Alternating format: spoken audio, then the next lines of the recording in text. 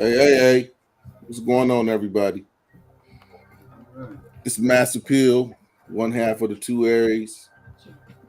I got my boy, Your Weekend Gardener, over on the other side of me. And we got a guest with us tonight. We got Stan the Man Marshall. Stan the Man Marshall backing us up tonight on the topic that we have. Tonight's topic is, should Black Americans consider moving outside of the United States? So this is something we've been talking about for a while, and I'm gonna let Your Weekend Gardener take the lead on this. I'm gonna step to the background for a second. How's everyone doing out there in TV land? The topic of today is, should we consider moving outside the U.S.? My answer to that is a resounding yes. We should consider it. Will a lot of people be able to go? Nah. Some folks have various reasons why they can't leave the country, whether it be passport issues, financial, child support, court cases, felonies, can't leave the country. But for those who can leave the country, you should really consider it. And the reason why we're bringing this up is because of the state of the United States, where we are right now and where we're going to go in the future. And the future does not look good, especially for us, because we already know if them folks got a cold, we got C-19 over here. We're on life support. So whatever's going to hit them folks hard is going to hit us way harder. So just opening that up to whoever's watching. You have anything to say about that? Here's your chance. One thing I will say is that I know several people that have left the country. I got several family members that have moved outside the country. And one thing, a reoccurring theme that I keep hearing from all of the people that I know that have moved outside of the 48 is that it's refreshing. Wherever they live at, it's a much better climate than what they've been receptive to here in America. And it's just funny that we're having this topic tonight. And yeah, I have a cousin that I think it's Lisbon. Not Lisbon, but That's Portugal. yeah, she lives in Lisbon. And basically it's a 45-minute flight for her to fly to England, to London.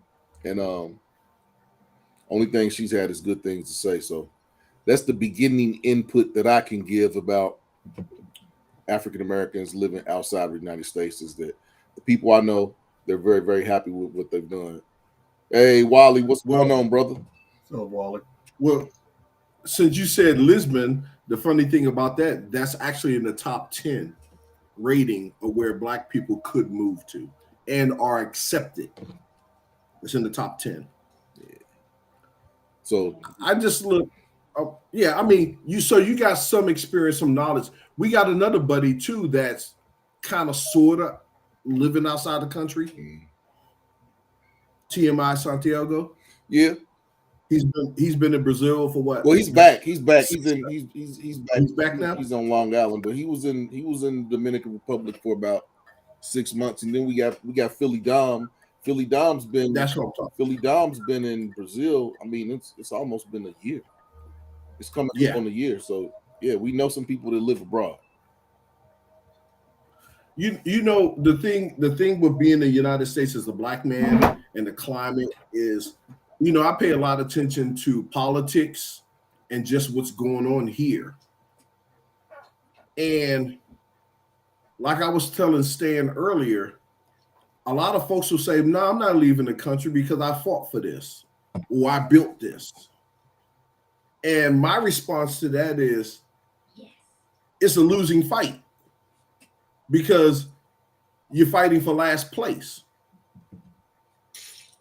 And to me, it's kind of like it's not worth it being here sometimes.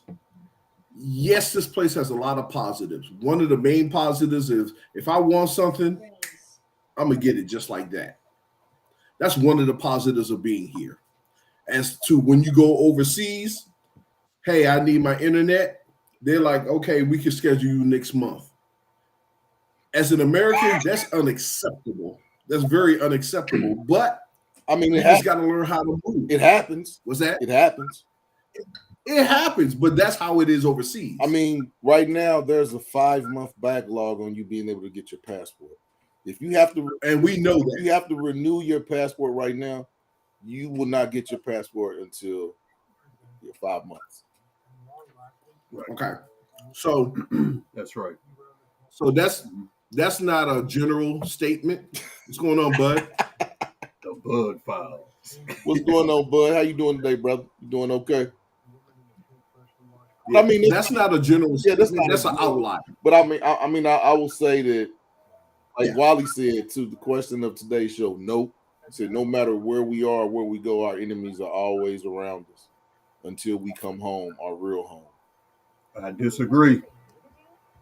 Where's our real home at? Where's our real home at, Wally? And that's one of the issues that Stan and I was talking about is we're one of the few people who don't have a home. We don't have an original home where we can flee and get the hell out of here and go and be safe. We don't have that. There's a lot of African nations that are soliciting African Americans to move to their countries, saying that we have moved there. We have one citizenship. We have one country. You're talking about Ghana. You're talking about Ghana has Ghana, Nigeria. There's a couple countries. Yeah, but there's one country that we can go to that's like ours. Okay, where's Akon at? Here's Akon. No, he's gonna talk about it. Here's the thing. Here's the thing. The countries that have extended the olive branch, the fig leaf, to African Americans, that's wonderful. I appreciate that. Really, I do. However, that's not my home. Okay. No, it's not. I can't. None of us, because of what happened to us over the last 400 years, we have basically, in my opinion, have become a different people. We are a unique people on the earth. Yes. Okay. In recent history, we're unique. Yes. Many of us are from all over different countries, what are now countries in Africa. Okay. None of us can point back to any single country and say, that's where I'm from. That's where my people are from.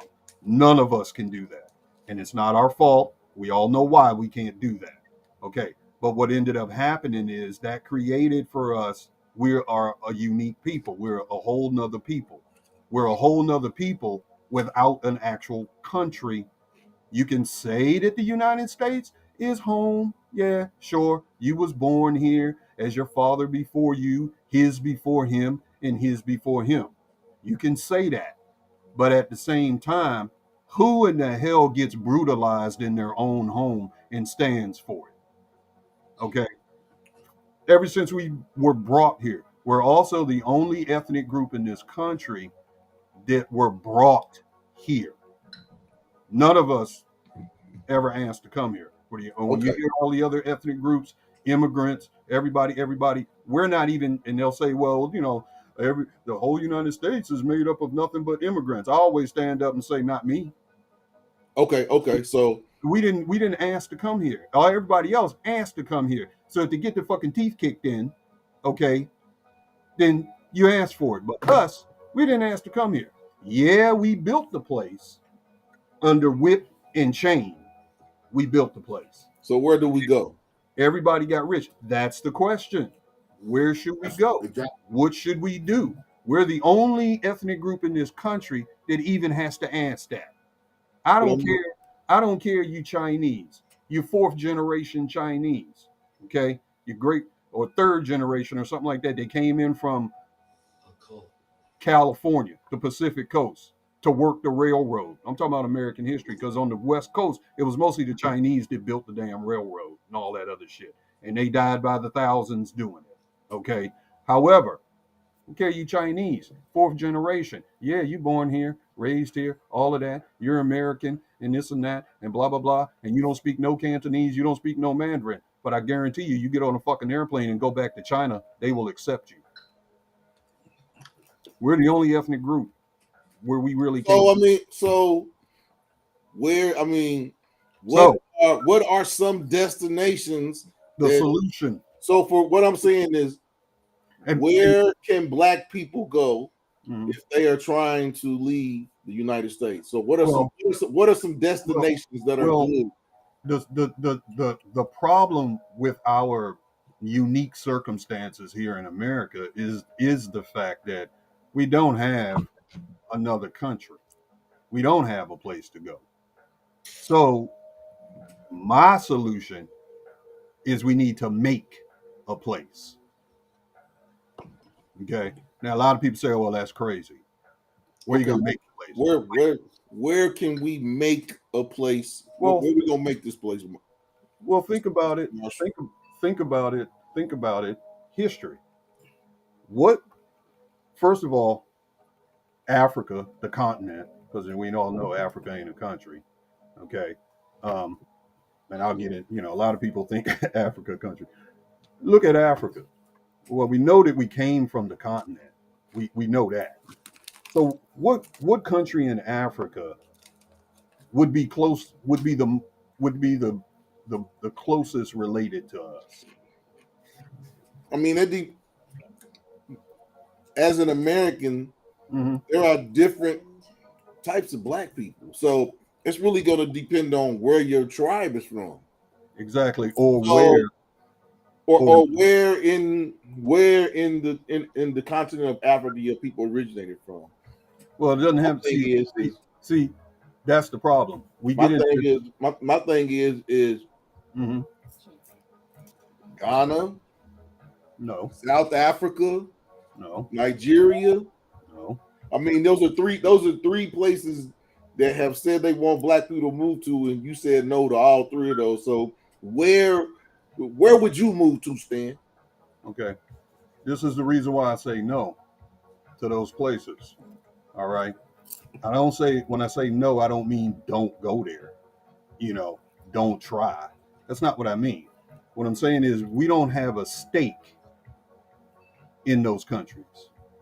We don't have a thread, a connection. I don't think we have a stake in any country, Okay. All right. Africa, as That's Black Americans. and that's and a lot of Black Americans, Afro Americans, American descendants of slavery, us believe ADOS. we believe here in the U.S. American descendants of slavery, and I say slavery and not slaves because slavery was an institution. Okay, it was an industrial scale endeavor. All right. Um, a lot of Black Americans don't understand that there is one country on the continent of Africa that our ancestors, our freed former slave ancestors, actually settled, actually founded that country. Okay, what's that? Liberia. Think about it. After the Civil War, after the Civil War was over, there was a little short period of time where the whites in power said, "Okay, what are we going to do with all these former slaves? We can't have them as slaves anymore. We don't want them around here. We can't use them as farm equipment anymore. They're fully because that's what we were. They're fully depreciated. Okay, we Okay, can't use them. Stan, We can't use them for nothing. We can't use them for nothing. They don't have any education because we didn't let them have that. They don't have any property because we didn't let them have that. What are we going to do with them? And we don't want them running around us. Why? Because they might just get the bright idea to exact revenge. okay, now I understand Okay, exactly what you're saying, but let me finish. well, hold on. That's a small segment of descendants of slavery that are from Liberia. I would say that You didn't it's hear what I just a said. small You didn't. percentage. You didn't hear what I said. The slaves, the American slaves, went to Africa after it was over. I was trying to tell you Oh, okay, what the, okay, what, okay. what the whites did is they said, look, we got all these damn Negroes running around that we can't use anymore. Okay, because Civil War, slavery is supposed to be over. Can't use them for nothing. Don't want them around us because they might just fucking wake up in the middle of, come at us in the middle of the night. So this is what they did. I can't remember his name, but his last name is Monroe. I can't remember his first name right at the moment. Somebody might want to go and look it up. They went over to West Africa, selected a piece of land, carved it out on a map, named it Liberia. The American government, the U.S. government did this. Came back to the United States, told all of the newly freed slaves, if you want to go back to Africa, we'll give you a ride, and you can go here to this country that we created over there. Some left, many left, some didn't. They gave them a ride across, dropped them off, okay, and left them to their own devices and said good luck. Said good luck with that. Now, if you look at the history of Liberia, what they did is those slaves, the ones that did survive, because a lot of them died over there. A lot. They almost didn't make it, but they managed to settle that land area, Liberia. That's why they named it Liberia. The whites did, Monroe did. Okay, so okay, Liberia, hold liberty. okay, Okay. hold your point, hold that point. Okay. So why would us as Americans, Black Americans, Mhm. leave the United States to go to some land that the United States bought and said y'all can go here? I think that sounds like a trick to me. No, they didn't buy it. They just took it. I mean, I'm Okay. either or. I'm saying, why would you leave one place Well, because this ran to go to a place that they took and they can tell you to go there? no, what happened is they created the country of Liberia. They created a government, constitution. Everything that's over there is based on actually the U.S. Right. system of government. Right. So that's my exact point. That's my exact point. Is Yeah, why would I leave America to go somewhere where it's still because American? because it's not run by white folks. Yeah, white folks ain't there. It's not white folks running Liberia. White folks took their land. Okay, it wasn't black people that took their land. White folks, the U.S. government went Right. to the continent of So Africa. if you go over there and you do something that the government don't agree with, they're gonna come over and give you some straightening. Nah, You, they had nothing to do with it has nothing to Liberia. do with it. They created like when in the 1800s, or actually, like, yeah, after slavery was over, the U.S. government went over there and they basically took some land for the slaves. That was the point of it. Took it for the slaves, and then brought And rolled out. whatever U.S. slaves that freed slaves who wanted to go back to the continent. They gave them a ride. They took them over there, dropped them off, And then left. and then left. Built Yeah. their own country because the idea was to get rid of as many Negroes who can't be slaves anymore. Get rid of as many as you can, and a lot of them went. Okay, but what happened was when they got over there, they pretty much the same way that the Europeans came to North America. Same thing. They built colonies, they built towns, they did this, they did that. They suffered, they died, but at the end of the day, they built the country, Liberia. Now, there were indigenous Liberians there too, people, Africans who were already there. And then over time, because you're talking about a couple of 100 years, over time, they melded together. However, the slaves, the former slaves, after being in the United States for so long, kind of had a Western mentality, you could say. So they basically kind of built the government, took over everything. But unfortunately, they started treating the native people, the indigenous people, I should say, the Right. indigenous Liberians, they started kind of treating them bad. But everybody black, everybody blackity black. Okay, No but white what I'm folk. saying is everybody in Nigeria is And black, in the everybody in 19, Ghana is black. and But then what in I'm the saying is the black people and the people that you saying went to, yeah, they got a resentment towards those people that came there. I don't want to go nowhere. well, I don't want to go nowhere, especially in Africa, where I'm gonna be resented. okay, but it's not really that. What happened was over generations. After a while, that's where you hear about the Liberian Civil War that happened in the 90s. Okay, it was Okay. it was political, and it came from the fact that the Americos, which is these are the people who descended from the freed slaves that went over there. They were running everything, kind of like how the white folks run everything here. It was kind of like that, and they were mistreating. They were kind of mistreating the native or the indigenous people, and they got sick of it. And there was a whole lot of political stuff. What I would tell you to do is get on, go on YouTube or whatever. There's a lot of documentaries about what happened.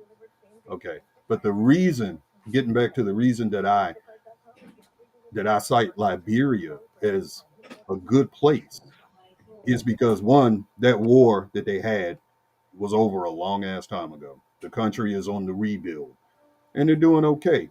They're doing good. However, the reason why I say that is because I can almost guarantee you, if you ran a DNA test, you probably got relatives over there. Think about it. All of us, all three of us sitting here, we probably are related to somebody over there. That's one thing. And then when you talk about resentment, if you go and research Liberia and check it out, Liberian people, they welcome Afro Americans, American descendants of slavery. Why? Because they know that they're related to us. Because they know that they came from us. Some of us left, some of us didn't. So it's not a resentment thing. It's not going to be that. A lot of times, and on top of that, the country of Liberia kind of looks at the United States as its parent, A big brother. yeah. It's mom, it's dad, because it was the United States government that created that country. If you look at the Liberian flag, it'll become clear. Right. That's my main point is, if I'm gonna leave America, I'm not gonna go somewhere that was started on the laurels of America. Me personally, I'm probably gonna go to a Ghana or a Nigeria, What for? somewhere that's run by black people, that's started by black people from the inception, as opposed to somewhere where they've given where America went and pilfered some land. That's just But me. you know what? I get that too. But if you, let's just say that you're so used to the accommodations of America, well, that's one of the places that you can go to and still feel like, you don't feel different. You feel like, okay, this is just like home. I think Ghana's like that. I think Nigeria. I know. Nah, it ain't. But see, why I don't understand why you would not. Why would you want to go to a country where people? I mean, it's a completely different culture. Ghana, Nigeria, Very different. Yeah. completely different.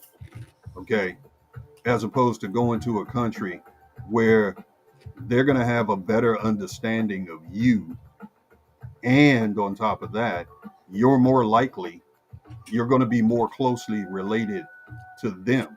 See, I don't know that. I don't know that. One, I'm not sending my. You don't know that about Ghana, and you don't know that about Nigeria either. But at least What I'm saying is Africa. Liberia, I'm saying Africa as a whole. but Africa is not a country; it's a continent. That's what I'm saying. It's Africa 55 as a different whole. countries, I believe. Ain't it 55 different countries? 55. Is it 52 or 55? 52. 52. Yeah, 52 different countries. 52. I'm saying Africa as a whole. But you can't look at Africa as a whole. That's a gigantic continent. You have to look at the individual countries and the cultures contained in those countries. The Liberian culture is going to be closest to what you know here American culture. in America. I mean, that's your opinion. It's not my opinion. I might not. What I'm saying is, I know some people that people come from Igbo. So what I'm saying is, it depends. What I'm saying, those are tribes that's from different regions of Africa. So it's really gonna depend on what region you come from. That's why I'm saying it's kind of hard for African Americans in America to have a homeland, because we all came from different places. Right, but we coalesced in Liberia after the slavery was over, which means that's where I get some of us did. Yeah, some of us did. Some of us went other places. Some of us went to Belgium. Some of us went to Denmark. I mean, I'm just. But those you're are looking down. If you're looking down, I'm being for real. I'm being honest. I'm being for real too. Those are not black-run countries. Belgium, those European countries. Liberia's not either. The country was. You said the country was given to the. I'm just being a devil's advocate. I'm just trying to push a convo. And I'm just saying that Liberia was started by white people too. America. It wasn't started by white people. It was just taken, and they left. They never stayed there to run the government. They never built the U.S. government went to the It was West a Coast. taxi. It was a taxi service. They dropped They them went off and dipped. after slavery was over. After slavery was over, they were trying to figure out what to do with all these free blacks because they didn't want us roaming all over the country. So it wasn't a lot.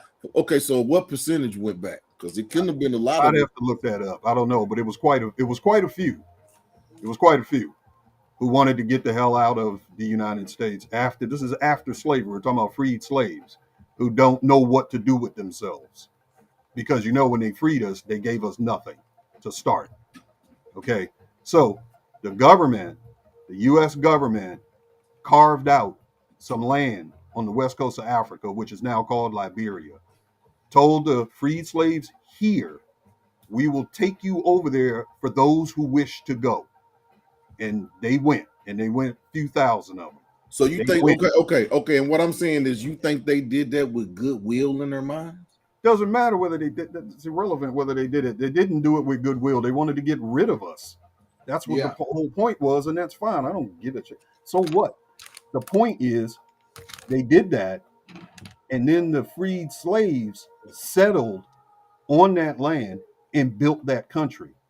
Those freed slaves, you, me, Mert, all related to, which means that we have more connection, I guess you could say, with that country in Africa, which is the only one that was settled by freed American slaves than any other country.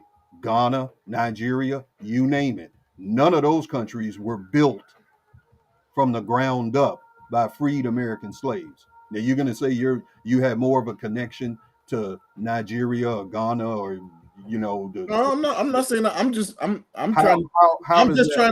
trying to. No, what I'm saying is, I'm just trying to figure what's the push on Liberia as opposed to any other country. I'm just trying to, your people are there. What up, guy? You say my people, but I'm people. I'm okay. I'm speaking from a Pan-Africanist point of view, and I know you are Pan-Africanist, and Pan-African. Don't even get me started with that. Okay. I mean, that's the way that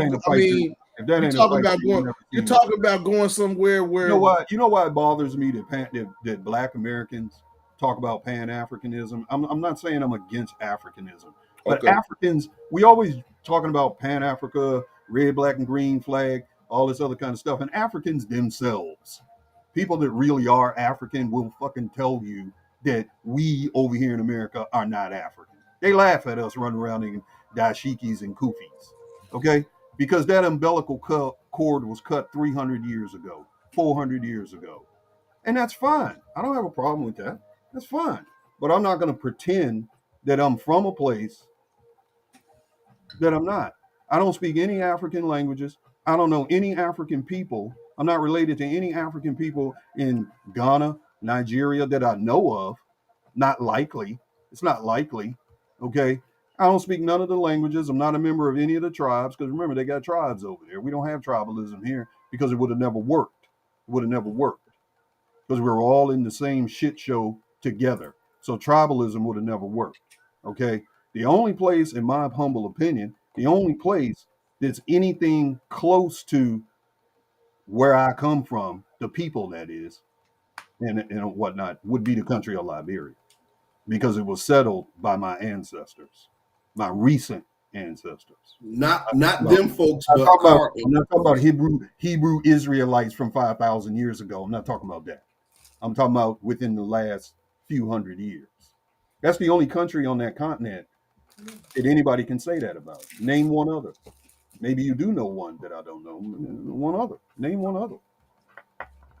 My thing is I ain't never heard nobody come back from Liberia talking about come on over here with us. I've never heard. Hold on. Let me finish saying what I'm saying. No, I'm just gonna tell you. I've never heard a push of Black people to move to Liberia. Only thing I can tell you about Liberia is it's a country in Africa, and Michael Jackson made a song called Liberian Girl. Right. And what I'm saying is African Americans, because of our history in this country and the history of Liberia, they're connected, and we should know more about it than just that. That's what I'm saying. And the reason is because the country of Liberia poses, in my humble opinion, poses a huge opportunity for us, especially considering the fact that being here in America, this ain't our home, and we all know it. And the police get issued Murphy's Oil soap just for us to rub the nightsticks down. Okay, and okay, You and want to still, stop getting treated. You want to stop getting treated like shit. okay, Nobody else still, gets treated like back shit and because back they to my have a point. country. They have a country that they can go to, or they have a country that will look out for them. Okay, us, we're just orphans floating all over the place when we really don't have to be. To me, that's a shame. That's a My shame. thing is, Mm-hmm. like I said, I've never heard anything about Liberia Right, trying and to you get won't. African Americans. Well, I mean, if that's the place for us to go, then why wouldn't I? You got to research Never. that, man. I mean, Ain't nobody gonna America's come not and going to tell you everything. dude. They're not gonna come and knock on your door and say, "Yo, come on over and okay, they're but not you gonna do telling me that I should go there and they're gonna look at me with open arms, and I'm not okay if they No, want. no, no. It's an option. It's an option. Okay. Now that's a better because I mean a lot of stuff that." Yeah. is. I mean, I'm just trying to pull the facts out of our conversation. You got the option to Instead of go anywhere in the world you want to. yeah, right. You know, But I want to but I'm go just somewhere saying, where I want it. yeah, you can go. Well, who says that you're not wanted there? I mean, You're just automatically assuming no, that no, you're no, not wanted there. no. I'm just playing the devil's advocate because we can't all agree.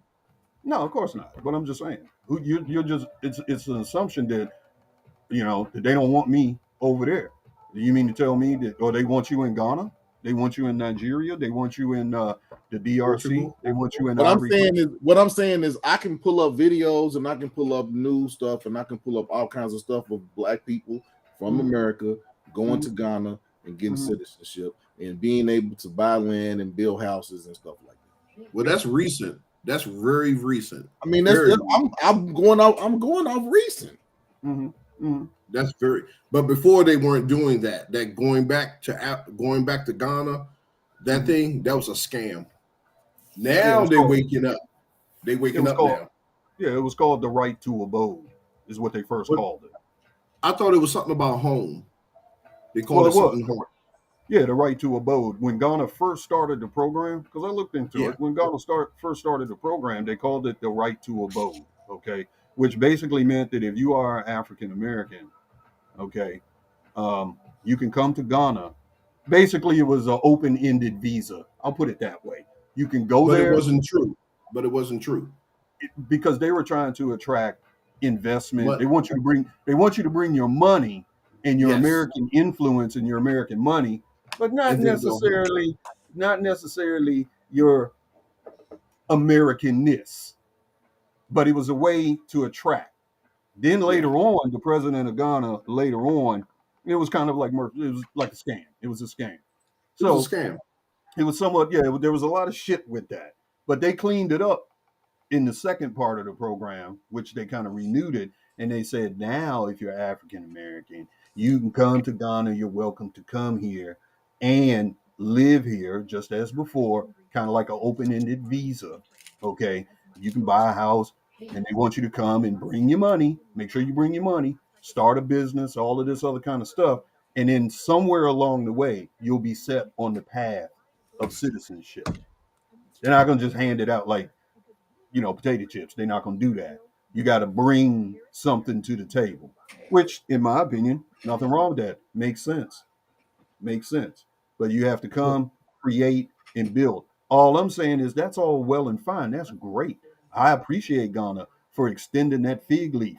That's great. Okay. That gives me an option of where to go to get away from the US American bullshit. Okay. But to me, Liberia on the other hand, would be more in line with me doing What you're that accustomed to. because, well, yeah, and also because we have a blood relationship. You see what I mean? Proven. A blood relation is easy to prove. And also, Liberia was modeled after the United States. Reason that they did that is because the slaves that went over there, that's all they knew. Okay, They're so called, my main thing is if I'm leaving the United States, me personally, if I'm leaving the United States, I'm Mhm. trying to get away from the United States. You want a I different mean, when I flavor. go when I travel outside of the country, I don't really be worried about being able to look at the news or cable television. I'm enjoying everything else. Yeah. So some of I mean like plumbing, Mhm. bathroom, stuff like that. Yeah, I do want all of that, but as far as But I don't understand. Okay, what does that have to do with it's Liberia? just it don't have nothing to do with Liberia. I'm just being I'm just being a contrarian. And Well, I my thing mean, is I'm trying to get you to come to the real reason why Liberia is. I mean, I understand you said that slaves from America went back there to land that was given to them by America, and they created something on their own. But I'm with you. we always I'm talking with about here in America, Black Americans. We always hollering about having our own, right? I mean, but that's all you ever hear. Our but like own. I don't think that's ours. I We mean, always talk about having our own this and our own this and this and that. Whereas historically, you look at that country, it was founded by us. So that is our own. What we need to do is take care of it. my Yeah. thing is if you're looking, see, I'm looking at it like I'm Hmm. looking at it like Africa as a whole. Well, you can't look at it. Okay, that's the difference then. That's the Because difference. I I'm mean, but I'm looking at it. I'm looking at it from a Pan Africanist point of view. I mean, What is the I what mean, would be the I point of understand that? what you're saying, but my thing is you can't get away from the fact that we come from Africa. I'm not saying that we don't. What I'm saying is we come from Africa. We were here for a while. We were changed, fundamentally changed, modified. Okay. And then we were sent back. GMO. We were sent back. And we took back with us what we learned, some good, some bad. Okay. Yeah, It wasn't utopia, but we did manage to create a place. Our ancestors did. Our ancestors created a place um, for us in a way. You know what I'm saying? I mean, if you look at what I would, I think probably a good idea would be to just do a little research on Liberia. Just get on YouTube, type in Liberia, okay, and you'll see. Then you'll begin to see. I I think maybe think my probably thing begin to is see where it comes it goes back. I mean, I think I agree with us as African Americans that we should look to moving outside of America. But I think that there's not one. I don't think that there's one place that's going to be the best for us. I just think that it comes down to a person's going to go to where they most feel comfortable, and from. I don't because because like I said, we're African Americans and we come from America, but as a whole, we all come from different regions in Africa. You If know, I mean, because if you that's why they have all these DNA testing centers so you can send your stuff in and they can tell you what regions you came from. sure, Me, I'm not gonna do that because I don't want to give my DNA. I think that they saving all their DNA okay. to do something. Um, They got mine. I think they're gonna make an evil clone of me. He'll be hopefully he'll be real evil and powerful. My right. I clone. think is we as Black Americans, man, is we come from all different parts of Africa. So I just think that Yeah, we're gonna go what's most comfortable where for you most fit in. Now you say that. You say that, right? Okay. We come from all different parts of Africa due to the slave trade, right? Mhm. Right. Okay. So that means that we're all mixed. You got Ghanaian, Nigerian, you name it, right? Okay. So the country of Liberia is also the same thing. Reason? Because they came from us who were already mixed. Whereas Ghana is Ghanaians, Nigeria is Nigerians, Liberia are descendants of us. It's the reverse, and I think that might be the issue. It's the reverse. You go over and you look at Liberians, they look like your auntie. Okay, because they're all mixed from different parts of Africa, which is what you keep talking about. They already like that because we are, because it came from us. You see where I'm coming from? That's why I'm saying connection wise makes the most sense to go there. You know, the old saying goes, the grass is always greener where it's fucking watered. I feel what you're saying, but I don't think I've never seen a dark skinned Liberian. Like What? what I'm saying, I don't think I've never seen. I have never seen a dark skinned Liberian. What does What a up, dark Black Money? what does dark skin have to do with it? I mean, it has a lot to do with it because what I'm saying is if I have darker complexion people in my family, and if I was some of these countries, if you to go there, they're gonna look at you funny. See, I Nah. think you need to It's look. from a different region in Africa. Listen, I think what you need to do a little research on Liberia. Okay, when you see them people, you're gonna recognize them. All right. What's going on, Black Money? What's good, brother?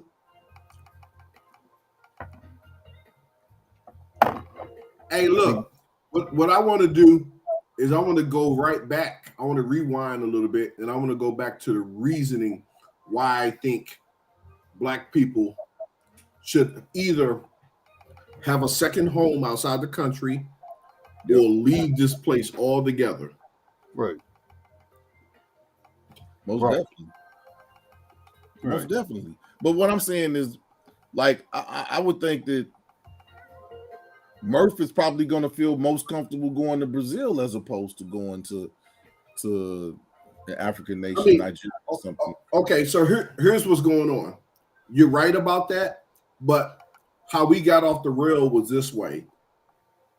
We first got on the track of each nationality in America has somewhere to actually call home, meaning Right, that they have right. the right, they have the opportunity to go back and say, I'm safe. What Stan is saying is that we don't have that per se, but if we say that we do have one, it's Liberia. If we was to say, yeah, I got a home, my home is Liberia. I don't have to go there, but I know I can go back. That's what Stan is saying. No, I understand. I Right. understand what Stan is saying, but I'm saying, yeah, it's an option. I'm just saying that should Black Americans consider moving outside of the United States? And I think that we should, Yeah, but I don't think that there's one place that no, I there is said. one place. That's the only place. We're not saying you have to go there, but we're saying that there Right. is a place. Right. That's what I'm saying. But it's ignored. It's largely It's ignored by very us. Like, ignored. for example, you got it's, and that's because we don't know about it. Again, hidden history. Again, black history, hidden history. And you got Black Money Corporation says no, because we're gonna still be looked at as American. Brother, I'm here to tell you, you're gonna be looked at as American the whole planet, no matter where the hell you go. That is Best true. place to go to if you're gonna be looked at as an American, be looked at as an American in a place where they have seen Black Americans before. Why? Because they descended from them to do that. Liberia, only country on the continent of Africa on the entire planet Earth that is set up like that. All we have to do as Black Americans is begin to pay attention to that country. Okay, it's a strategy for me. It's a strategy. This I'm looking at it as a strategy. Pay attention to that country. Start helping. Go there, visit, invest there, all of that, because you're not, you're investing with your ancestors. Build that country up. In other words, create for us Black Americans what the Jews have created for themselves in Israel. You ever notice Jews, American Jews, always refer to Israel? Why? Because no matter if you're Jewish, no matter where the hell you live in the world, you can run to Israel. You can go to Israel. Matter of fact, right here in Maryland, Montgomery County, I think it was back in the 90s, his kid killed his killed somebody. He killed somebody in the house or something like that. And they ran away to Israel. And because they did that, the US government had a hell of a time retrieving them. Matter of fact, I don't think they really ever did. Okay. But the thing is, They got a place to run. We don't have that. We don't have that. But we can start in a country that was already founded by us. Start paying attention to it.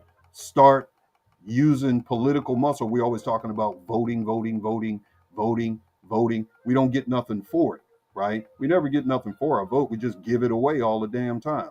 If we played strategy, if we use strategy, we could then turn around and tell the politicians, look, now of course this is all the the cooperation of the country of Liberia. It's their country. We're asking them, can we be a part? And this is what we're going to bring. We're going to bring. We're going to bring. We're going to bring a Okay. lot. What we do here is you tell the politicians here, look, you want our vote, Democratic, whoever the hell you are, Republican, whoever the hell you are, you want to get our vote, then you get up there and you talk about Liberia the same way that you talk about Israel.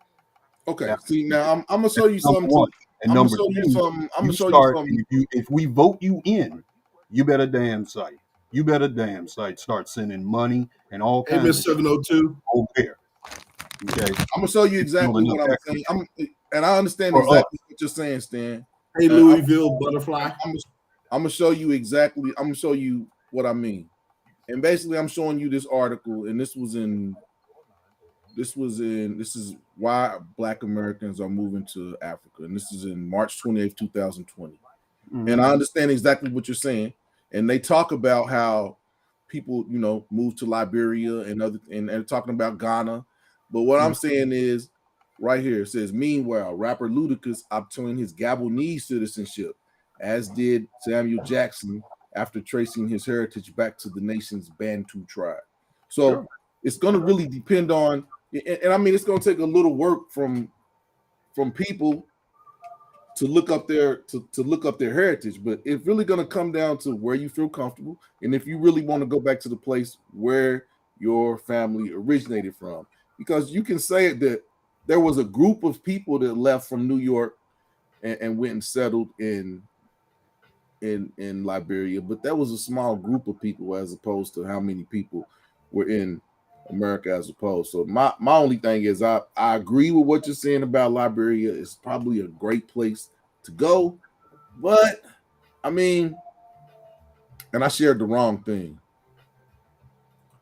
But see, I just think it really comes down to where you're gonna sure. be. Sure. I mean, you pick wherever you want to go. You pick Where wherever you're gonna be comfortable at, and where your ability. If, like you said, if you want to trace your roots and to find your motherland, we all come from different parts of Africa. it depends on, I think what it is I'm talking about, what I'm talking Recent. about It's more is recent.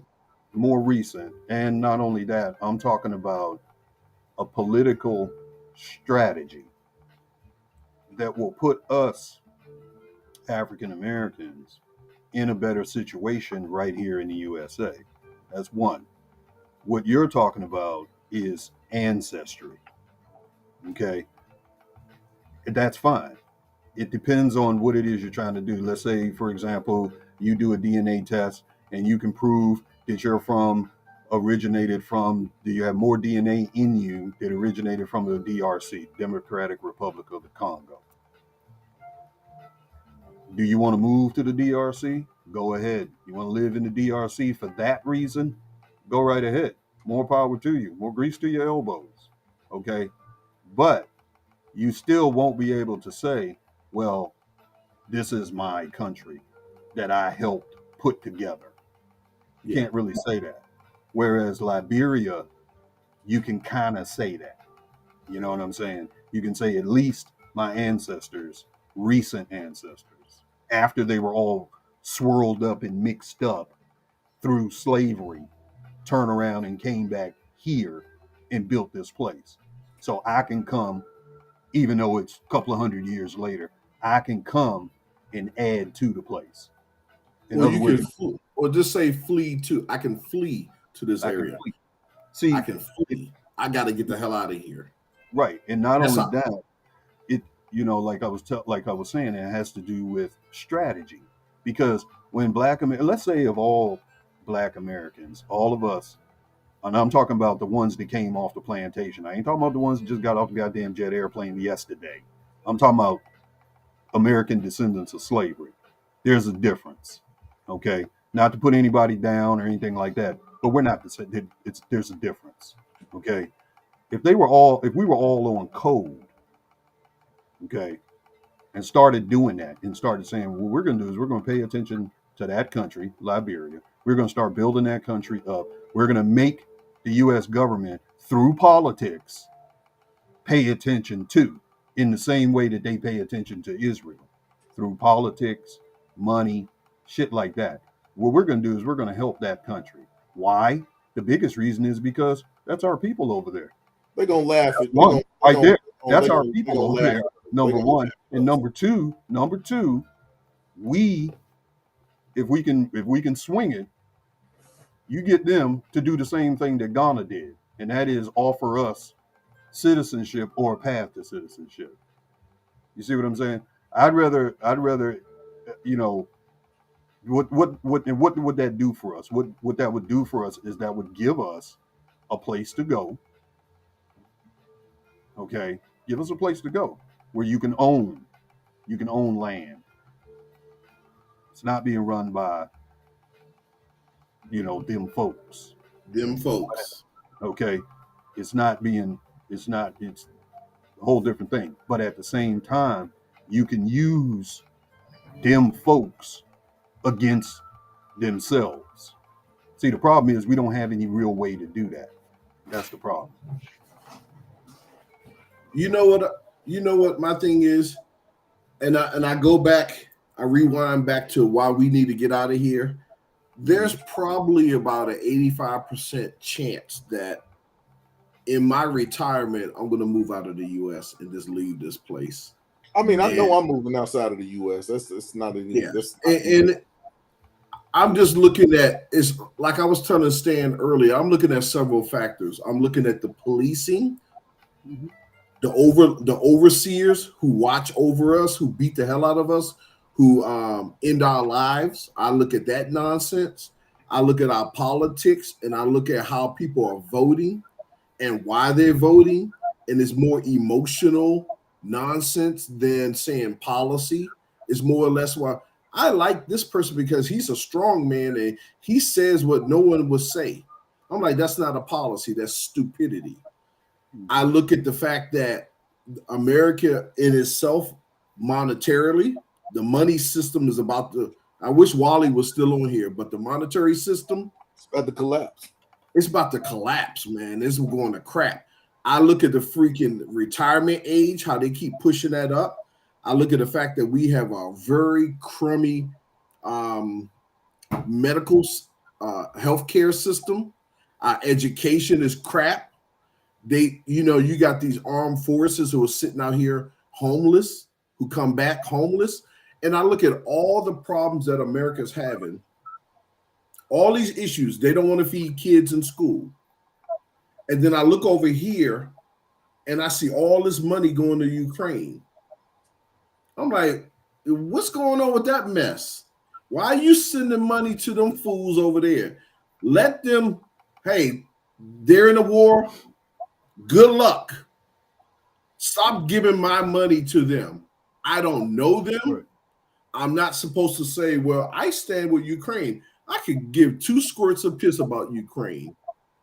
It's just the system. Right. It's not the whole system. It's not beneficial to us. And I'm seeing it get worse and worse by the year, by the decade. This place is getting real bad. I look at the price of food. I look at the price of gas. I look at the middle class. And all I'm seeing is we're getting beat. What middle class? We're getting beat. We're getting beat. Right. And to retire and barely make it, that's not cool. That's not cool at all. When I retire, I'm supposed to be comfortable. I'm not saying I'm supposed to be rich, but I'm not supposed to be eating cat food in my retirement. Right. and in what is supposed to be the richest country that the world has ever known. It's rich. And you got to eat It's that. rich for them folks. Exactly. It's rich. It's okay for Exactly. them folks, but for me, it's America. yeah, America is a rich country for rich people. yeah. Yeah. Okay. Now, here's the thing. What you're saying, all of that is going to get worse now that you have the US dollar falling out as no longer being the fiat currency of the world. You getting ready to have what I in my crystal, like I told like I told YWG. I looked into my crystal ball that I got on sale at Amazon. Okay. And it's telling me that in a minute, you're going to see a whole new currency come up. It'll be called the brick, is what they'll call it. Mm-hmm. And that fucking thing, it'll be one single currency, just like the euro, where it's a whole bunch of different countries and they use the same piece of currency, okay, outside the US dollar in order to do all the trading and everything. And the George Washington sitting over there is going to be left in the cold. And what that's going to do, it ain't going to happen overnight. But what it's going to do is it's going to trigger World War III. Okay? It's going to trigger World War III. And then first thing that's going to happen is all them folks going to come running to us talking about it's your country and you got to defend democracy and you got to defend this and all of the same bullshit they've been telling us for 300 goddamn years. F you and your flag. And what can we do? Not a damn thing. Reason why is because they start drafting and shit like that. The only way you're going to escape that is to leave the country. Now, where you going to go? Where they'll I don't have to protect worry you. about no Where you draft. going to go? I don't have to worry about no draft. I don't have to worry about fighting nobody's war. But Well, we're speaking Neither as do I because I'm too old. But what about the generation coming behind us? yeah. hey, That's man, who I got worried about. the generation behind us is the reason that they pushing the retirement ages up, because they know that the generation behind us is not a working generation. They're more of an entrepreneurial generation. That's why they keep pushing the retirement age up and up, because after we retire, there will be no workforce. It's a With gig economy. The workforce will be very, very minimal once people our age start to retire. Because customer service is going to hell right now with the generation that's working now. They can't even do customer service correctly.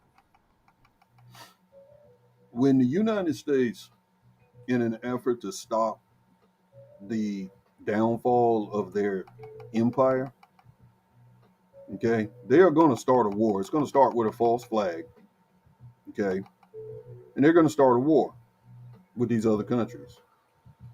Okay, let's get back on topic. We're talking about moving to America, not war. No, I'm talking about moving because of war. Yeah. I mean, if it's a Before it world even war, happens, if it's a world war wherever it's a world war. I just don't want to.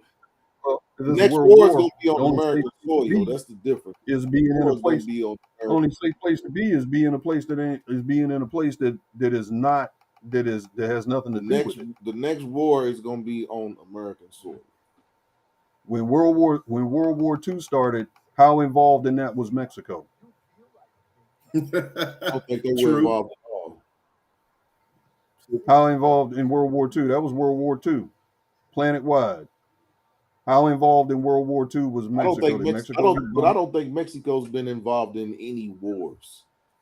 Only Well, that wars just they've goes to had show are you. internal wars, narco wars, and yeah. The point that I'm trying to make is World War II, World War III, World War IV, unless it's nuclear, you can get out of the way. Oh yeah, I'm trying to get out the way. I That's know all I'm this. trying to say. I'm trying to, You can because the be, next, like I said, the next war will be on American soil. I mean, it yeah, didn't probably bomb. so. America had Maybe. never had any terrorist bombings or anything inside America until what happened on 9/11. You know, RIP to all those people. But the next thing that's never happened is somebody touching down on America and scrapping here. So yeah, That ain't gonna never happen. That ain't gonna really never happen. You're never gonna I think it have. is gonna happen. No, I don't think so, and I'll tell you why. I'll tell you why. You're never gonna have a foreign army. I mean, America would have to be in really bad shape, but you're never really gonna have a foreign army set foot on American soil with guns. And I'll tell you the reason why. In World War II, they answered that same question to the Emperor of Japan. They said, See, Rob, how what's up? come? They said, how 13 come? million non-military armed individuals. Man, that don't. Man, when I say war on American soil, I'm saying rockets, bombs. Yeah, It's never, you're not going to have a conventional war on American soil because the Emperor of Japan, they asked him that same question during World War II, and he said, no, Japan would never invade the continental United States. And the reason is because, like C. Rob said, there would be a rifle behind every blade of grass. That's why. So the only way to defeat us is not through conventional warfare. You're gonna have to that's bomb.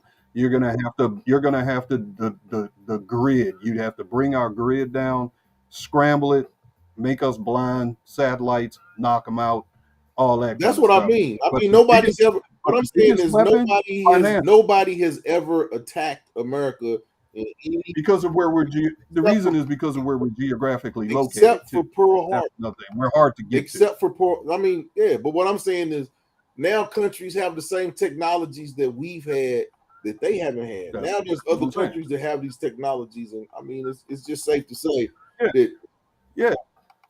Military technology, a lot of these countries, and that's the reason why I was saying earlier that they would be able to reach out and touch us, but not in the conventional way. That's, I guess, I I should mean have that said is. it I that way. mean, right now that's convention. I mean, the easiest way to kill somebody is to not have to scrap them hand to hand. Well, they won't have to because warfare, changes. But if they want to get us, they're gonna get us first financially, then they're gonna get us technologically and all of that. At the end of the day, I hope to just not fucking be here when it happens. You know, I ain't trying to be here. So So another question, jumping back to the rewinding again, jumping back. I know one of the Hmm. questions would be, well, I'm a Black American. I've always been here. If I go to Thailand, what do I do? How do I feed myself? Yeah. How do I sustain? That's I another mean, question. as Mhm. a American, I mean, it's going to have to be something digitally because if it's not digitally, then you're going to make what they make in the area that you're living. Well, the good thing about it is a lot of countries, um, a lot of countries, the cost of living is not what it is here. But you're going to still have to earn, and you're going to have to earn in their money. So you're going to be fully wrapped up in their economy. Now, if you're a foreigner, like in Thailand and stuff like that, you can't really. There's not a whole lot of things you're allowed to do without being a citizen. It's unlike here, where they just let anybody do whatever the hell they want to do, and then complain about It's it, called and then B1 complain about it it's when called B1 visa. yeah, B1 visa, and then they run, then they get mad when they run circles around us. But anyway, um, they do. Yeah. America, please. But I mean, there's not. Let's say you go to Thailand. You know what I'm saying? You can still subsist. I mean, any country you go to, you can still subsist. But the thing is, um, be depending on how you set yourself up. Like if you're in another country, and let's say you marry a woman from that country, well, she's a citizen. So now y'all can open up an ice cream shop. You just can't do it by yourself. Yeah. You know what I'm saying? Coffee shop, whatever. You can open up some kind of small business. And just you can do that. Yeah, a lot of these And places since they're not going to let you make no money unless you have a connection to the country. well, yeah, that'd be Yeah, your they're not. wife. Yeah, they're not going to let you come over and make money. Then yeah, they. Yeah, no, So of that's course what I'm not. They're saying. not going to. It's not like Oh, here. they Like, do that. It's not like here. like, Huh? there's there's a lot of ways people can. The people that I know that live abroad now that are young, that are living in other countries, that are subsisting, that are being able to still earn top dollar, Yeah, they still have they make their money. They may be living abroad, but they still make their money in America. So yeah. that's what I mean by digitally. If you're going to live Digital somewhere nomad. abroad, you're going to have to do your money is going to be have to do something with computers, or you're going to be it's going to have to be something digitally that you're doing to make money. Digital nomads. Um, these are people that do exactly what you're talking about. Um, like down in Mexico, for example, there's certain towns in Mexico that actually are having a problem with Americans leaving the United States, going down to Mexico to these towns Cancun. and working digitally, okay, and also as a byproduct of that, they're also gentrifying the town, okay. But yeah, what you're talking about, you would have to be able to earn American money outside of America Right. because of the difference in the money. But here's the thing with that: now that BRICS is coming, how long is that going to last? And that's the point. And see, I was talking to Stan about this earlier. Is I was thinking about a possibility of refinancing my house because there's no way I'm gonna pay this house off. It's just not gonna happen. Man, Taking that money. We might get big. Everybody, like, share, subscribe, hit the like button. It helps us. You know, we're trying to get this. We're trying to get this show over 100 views. We want to get 50 likes. We're going to get 100 views. Like, share, subscribe to our channels. This is what we do Mondays and Thursdays. I didn't mean to cut you off, but I had to do a public service announcement. I got you, man. I let you cook, man. It was a good meal. Good meal. I like that. But back to what I was saying as far as refinancing the house, because there's no, like I said, there's no way I'm gonna pay this off. Take those proceeds, go buy me a plot of land or a house in Brazil, for example. While Man, I'm here, we about to make it big on YouTube. yeah. While I'm here, make it an Airbnb until I get there. So that's an option. You know, then also too, we have access to our 401ks. 401ks.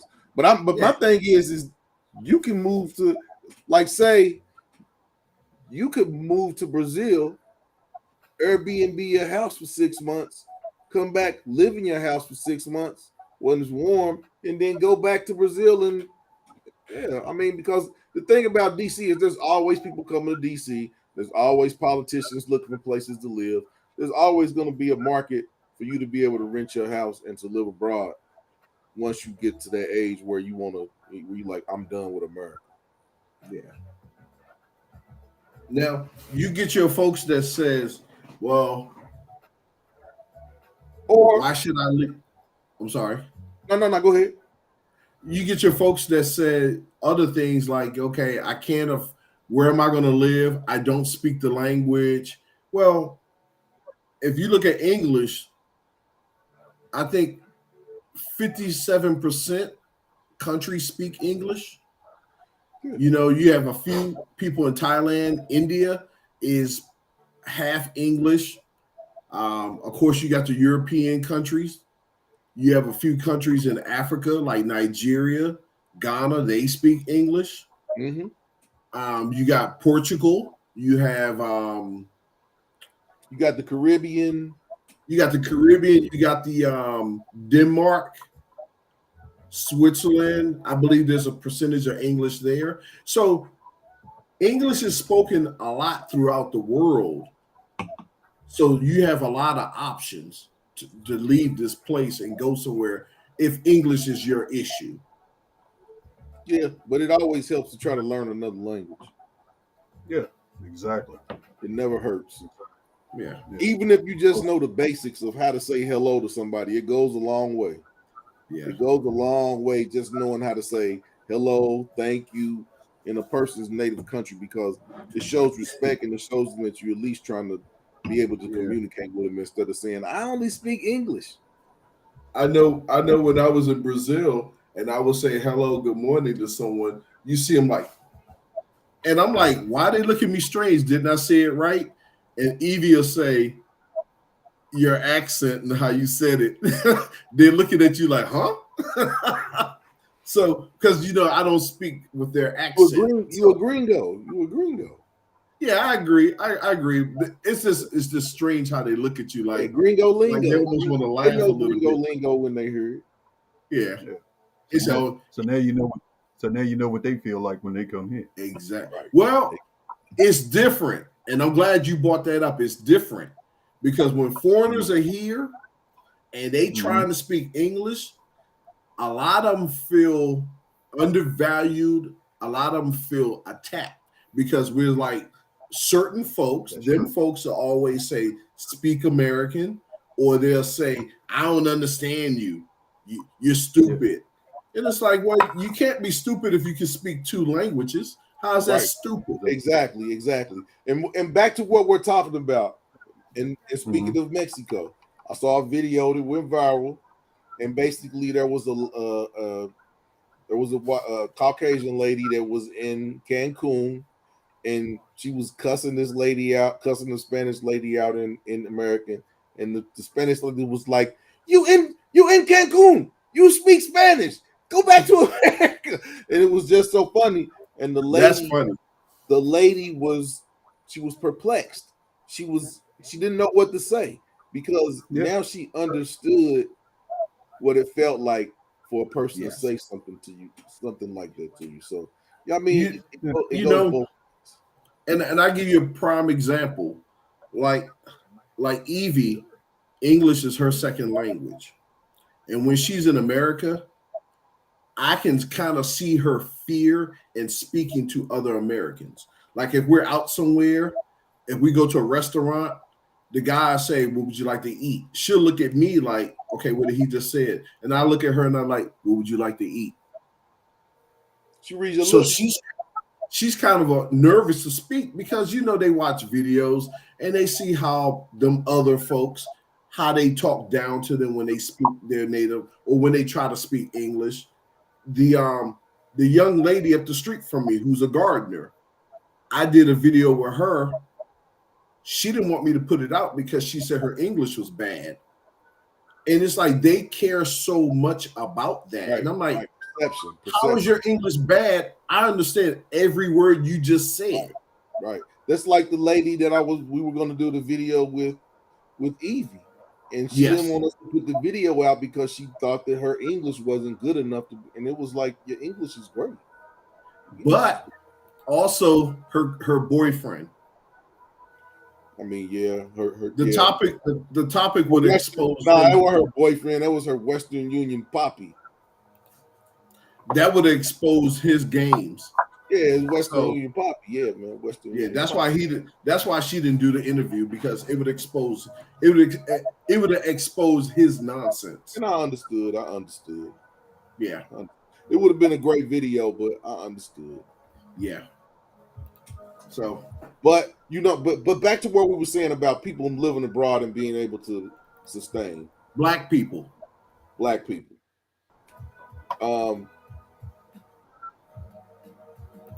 You have people that have their own businesses, like TMI. Basically, he goes to Dominican Republic and he's there for 3 or 4 months, and he comes back to handle business affairs, and he'll be here for a little bit, and then he leaves and goes back. Shout out to TMI Santiago. That's the homie. Whenever I'm going down to the Dominican Republic, that's who I always kick it with.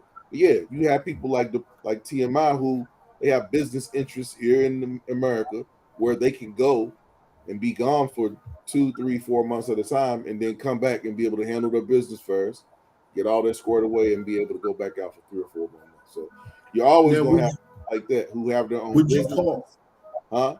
What would you call that? Would you call that digital nomad, or would you call that the gig economy that he's doing? I call that the gig economy. Okay. And that's like when last time I went to Dominican Republic, I met a guy down there that was from New York, and basically he moved to the Dominican Republic, and the way he was making money was doing deliveries on his motorbike that he bought.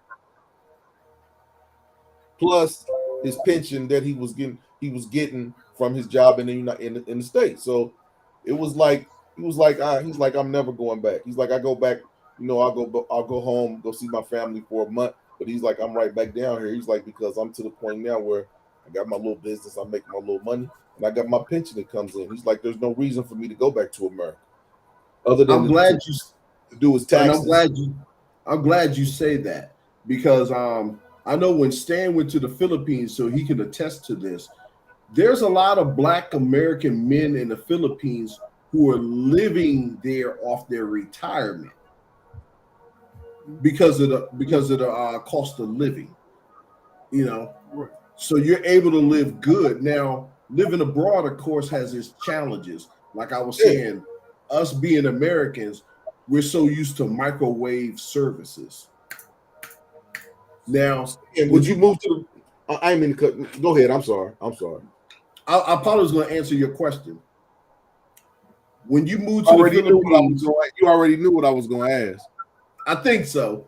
But if you move to the Philippines, for example, and you have to pay your light bill, with us here in America, we could just do it on our computer. We can do it on our phone.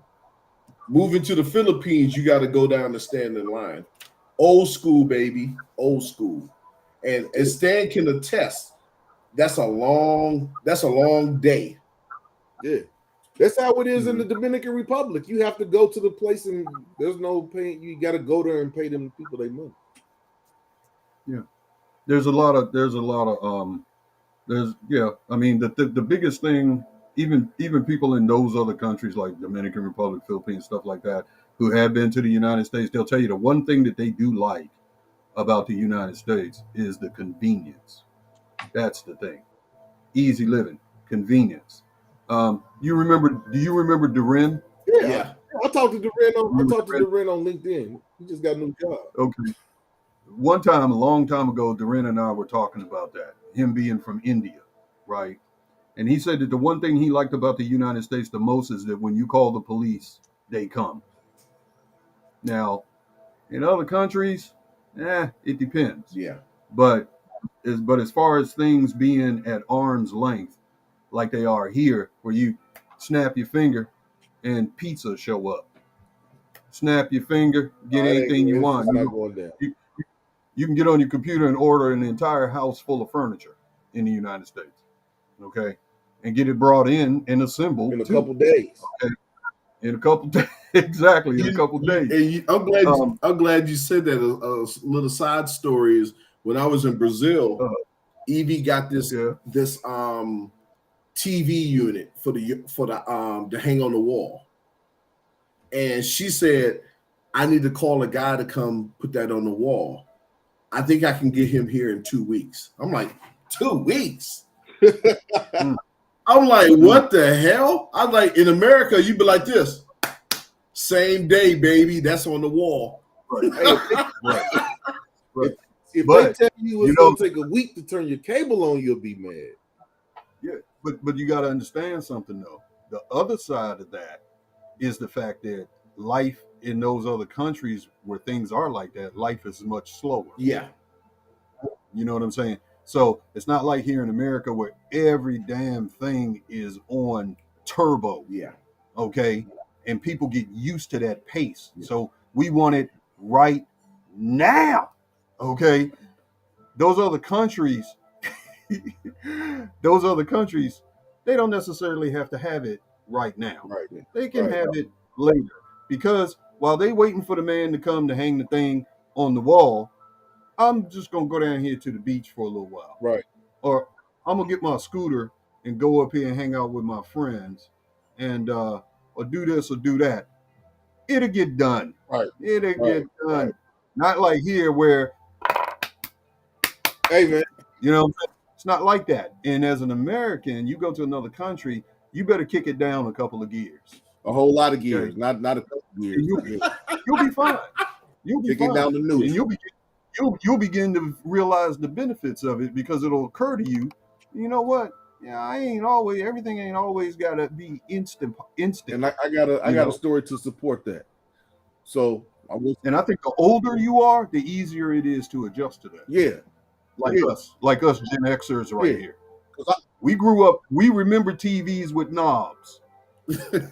And ears and rabbit ears.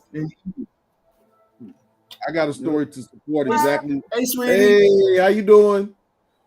Hello. Well, I got a story to support that. Murphy and so I was in the Dominican Republic, and I was at the grocery store. and there was a lady that had like a full basket full of stuff, and me, I had like a couple bananas and a couple fruit, and she was like, "No, you go in front of me. I have a lot. You go in front." And whereas in America, we not letting nobody go in front of us. I don't care if you just got a pack of bubble gum. But but the thing about it is I've been in the store in America and I've had like one or two items, and it'll be someone from another country that'll say, you can go in front of me. And now I do that. Now I do that sometimes where if I'm shopping, I got a cart full of items, and somebody behind me, the person might have like a steak or just a couple something, just they're just carrying it. I'll let them go in front of me. Where that's like a norm. They don't even ask in the Dominican. They just walk in front of you like, yeah, you got all this stuff. I'm about to go in front of you. You get jacked. Yeah, but it's not. But there it's cultural. That's like it's a given. Like I got all this stuff. You just got that. You go ahead and go in front of me.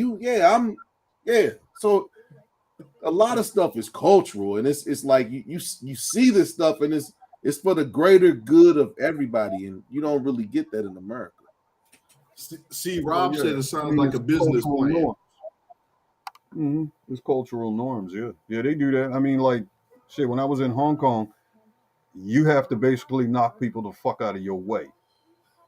Is what you have to do, because they will not move if you're coming down the sidewalk and they're coming towards you. Everything is crowded, right? They'll run over You got top to of you. put them chicken wings out and catch a couple rib shots, and people get out your way. That's what I started to do. See, because here in America, in the United States, that's considered rude. Everybody keeps their space, their little bubble, 18 right? inches. Even walking down the street, 18 inches. 18 inches. In Hong Kong, you can forget about that. So what I had to do is, since I am American and I am 6'1", and at that time I was 225 pounds, not that heavy now. I started after about the third day of that bullshit. I started using my size, and I started using my size. I'm walking down the street, straight Chinese dude, whatever, coming straight at me like he's gonna bump into me. I did not move. I just keep going, and eventually, he get about 12 inches away, then he veer off, and that's what I started doing. You getting on the buses? Yeah, buses are crowded, everything like that. Man, I had the elbows. See, I'm skinny. I got pointy elbows, man, and yeah, people don't like them in the rib. The chicken wings. I started going through like the juggernaut. I was like the juggernaut after that, because I was just like, yo, this is how they do here, okay? Because here at home, that'll start a fight. That get you shot. You start busting. You start pushing. You start kind of pushing people and shoving people out of the way to get up on the bus and shit like that, because they won't fucking move. Saying excuse me and all of that doesn't work, and that's the reason why they get themselves in trouble when they come here. See, that's another thing, because they come here, and just like in Brazil, how they go in front of you and shit. Yeah, they'll come here, and I bet you they learn real fucking quick that it don't go like that. Yeah, they do learn real quick, but yeah. I mean, it's the culture. I had to bite my tongue in Brazil. I had to bite my tongue. I was like, ooh, yeah, because you're not used to it. Just like they have to learn cultural norms here, it's the same the other way around. Yeah, right. Exactly. I had to tell Evie, I'm about to catch a charge. Yeah. And the only difference is, unless you them folks, okay, it should be easy for you, because we spend our entire existence adjusting for others, whereas they are not used to doing that when they go to these other countries. I digress. Them folks they're starting to get straightening when they go out of the country now, talking and stuff. A lot of people don't really care about. They don't really care about. Yeah, Americans aren't. It's not. We're not the most liked people when you go to some of these countries. No, them folks are not the most liked people. Because in my experience, they like the money, but they like. When it comes down to just, when every country I've ever been to, right, because I'm not them folks, okay, I get treated very nicely, very well. Yeah, I haven't been out the country and been treated bad. I haven't been out the country. Exactly. I've even had people in other countries while I'm visiting there tell me about them folks and how they don't like them folks. But you, soul brother, And then they say, but you soul brother, you okay. Right. And it's gonna be even worse. It's gonna be even worse when them damn American dollar ain't worth what it used to be. Yeah. Then they really not gonna have. Then they really not gonna want to hear from them. Boy, they better hope they don't change the oil from the American dollar. Boy. Oh, they planning on it. They working on it now. That's the whole point. That's one of the whole points of Well, as it BRICS get closer, is to you get gonna rid. assassinations gonna start popping out. If they start talking to That's what I'm saying. That's why I'm saying it's going to be World War III because BRICS is going to do away with the petrodollar, meaning that all petroleum. See, right now, all oil around the It's world backed by the dollar. must be traded Backed by the dollar. in U.S. Yeah. dollars. BRICS is getting ready to get rid of that. That right there is what's going to start the Hey war. man, our money don't stand on nothing, man. Nope. It Like, stands on that. I saw this rating. video the other day. And they were saying how America really doesn't have debts because our debts, they'll just print the money off and pay it because our money doesn't stand on nothing. Well, we got It battleships isn't. too. The Yeah, U.S. that's dollar our used money. to That's have our money. gold until, what was it, 1970? Our military force, that's our money. That's what The US backs our money. Military force. Right. Ain't no gold, Right, ain't no exactly. gold or no the Fed. The U.S. dollar went off the gold standard in 1970. Yep. The Fed did that. The Federal Reserve did that. I think it was either late 60s or the early 70s or something like that. Richard Nixon took us off the gold standard back then. But what I'm saying Ever since is then, the U.S. dollar has been backed by nothing. basically Nothing. it's been backed by a promise. Yeah. It's been backed by a promise that if you continue to use this to trade, we won't kick your ass. Yes. That's what The it's military, been. that's what backs our money is the military. But we can't kick the whole world's ass. Nope. And that's the reason why that's back then we could, but now we can't. Okay, because you have men that want to wear dresses. All right, but not only that, not only that, the world is different now, much different economy wise, everything else. The power dynamic has changed. The United States can't beat Brazil, Russia, India, China, and South Africa, plus the other 16 countries that are saying that they would like to join in with BRICS, Kenya being one of them. Okay, the United States can't beat everybody. So what we gonna do? What them folks gonna do? Because it's really all about them. It ain't our Because problem. we have never benefited. We have never benefited from it. Nothing. Here. They gotten all the benefit, privilege, power, influence, everything. The only privilege, power, benefit, or influence that us have ever gotten is just being in proximity to them. The only is sports prowess and acting. I'm talking about as far as other countries. Yeah. That's black people's value.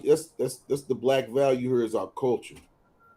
That's the value of black America to America is our culture. Basically, our culture is money. Yeah. And it's worldwide money because everything we do, it goes worldwide. It's not like it stays here in America. Everything we do, every country you can go to, they rapping, they dancing, they popping, they locking, they got their hair in dreads, they got afro. You know, you go to Japan and they change their hair so they can have an afro. Most hated, most duplicated. So pretty much, man. That's when you can make something out of nothing, people follow that. Yeah. So I wish that more people would have joined in to give their views on should black folks leave America. I would have loved to debate anyone on this, but I'm gonna stick to my guns and say, yeah, we do definitely need to get out of here because the laws that are created don't benefit us. The politicians that we always try to get in office, vote blue no matter who, they don't do anything for us. Vote blue. Man, I don't vote blue. I don't vote red. I vote who's got my best interests. I'm a mercenary. I go where they're gonna pay me. but that voting blue, no matter who, that's some nonsense. That's another That's one of those crazy. rhymes That's the that sounds craziest cool. nonsense I ever heard in my life. Yeah. The two-party system is there's no way that it can be good for us because neither one of the parties in this two-party system have our vested interests at heart. So That right there. and then The only and way two then parties we can't have be a good for political us. we can't have a political party because we never get on code. There's always people that's gonna break code because there's always somebody that's gonna be able to be bought for $1 that's gonna feel like if I go over here it's gonna be better for me and things of that nature. So we're never gonna there can never we'll never be seen as a base because we can be manipulated in so many different ways that it's crazy. Yeah, this Yeah. this We break. we not we're not gonna never learn. We're not gonna never learn how to play one side against the other. That's how you do it. But everybody got to be on code in order to do that. That's the only way we're gonna ever get anything. Is you got to learn how to be able to play one side against the other. And we never do that because of what you just said. Because of what you just said. There's always them that you know that Raccoons. one person Raccoons. that coon. There's always that coon, and that's the problem. And that's why we're never going to be able to And do that. then Once we and learn then how to play one side against the other, and then here, it'll you be know, if you do anything the status quo and you get a big following and you get influence over a large segment of people, something gonna happen to you. mm-hmm. Something's going to happen to you, especially any black leader that has had a large following and has been able to gather the minds of people. They're gonna extinguish that because it's not good for business in terms of that. In terms of that, rabble rousers aren't good for American business.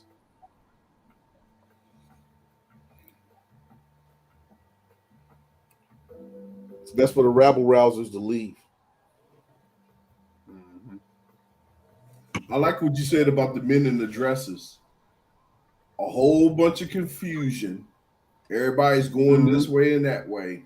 You got you got dudes that think they're girls. You got girls that think they're cows.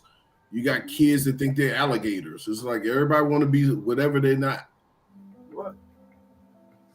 Yeah. I mean, Nonsense. it's falling. I mean, it's falling apart. The U.S. In my opinion, it's falling apart. This is the beginning. If you look at every empire, even though the United States likes to try to tell everybody that it's not an empire, they sure as hell behave like it. You know the old saying: if it walk like a duck, talk like a duck, sound like a duck, it's probably a duck. Okay, and the United States is just that, but they don't like to say it. They don't like to say it. If that's the case, if we're not an empire, where we got 752 military bases around the world, who Yeah, we have war with? bingo. Who we have war with? And they're getting ready to, and because of this BRICS thing in the Philippines, I think they're getting ready to add 3 new bases. They They closed are. one. They closed one, and now they're doing turn around and they're getting ready to open up 3 new bases so that they can be right there close in Asia, so they can have a big footprint in Asia. They Have getting we had a unilaterally supported black leader in the last several years, Justin? no because no, Like, and the reason when was the last unilaterally supported black leader? unilaterally supported black leader. Would you say it's Obama? No. Well, No. yeah, in a way. Yeah. Yeah. The question is though, you mean when you say Before, yeah, not yeah, when pre-Obama. you say black, what When, kind of black? right, yeah, right. Let's go pre-Obama. Who was the last unilaterally supported black leader? Martin Luther And King. Obama's not black. He's African American. That's the reason why I said what kind of black. See, that's Yeah. another thing. That's I another thing. mean, I That's mean, for that's another thing sake, us black people need to start ferreting out because it messes us up here in America. It messes us up. hey, Lindia, how you doing? Specificity is important. But the thing about that is, you have people that call themselves black, you have people that call themselves African American, and then you got people that call themselves descendants of slaves. So Like I said, we can't. I mean, I don't know.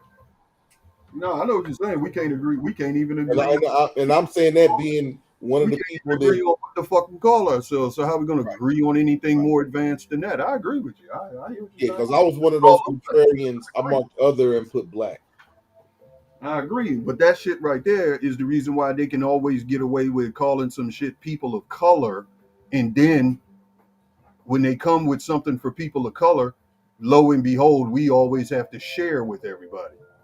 Every time it's supposed to be something for us, then they holler people of color, and then we got to share it with everybody. Reason being is because we don't distinguish and differentiate ourselves. That's the problem. You know what I'm saying? If you fuck around and order a pizza and say, this is for these people over here, then they're the ones who's supposed to get it.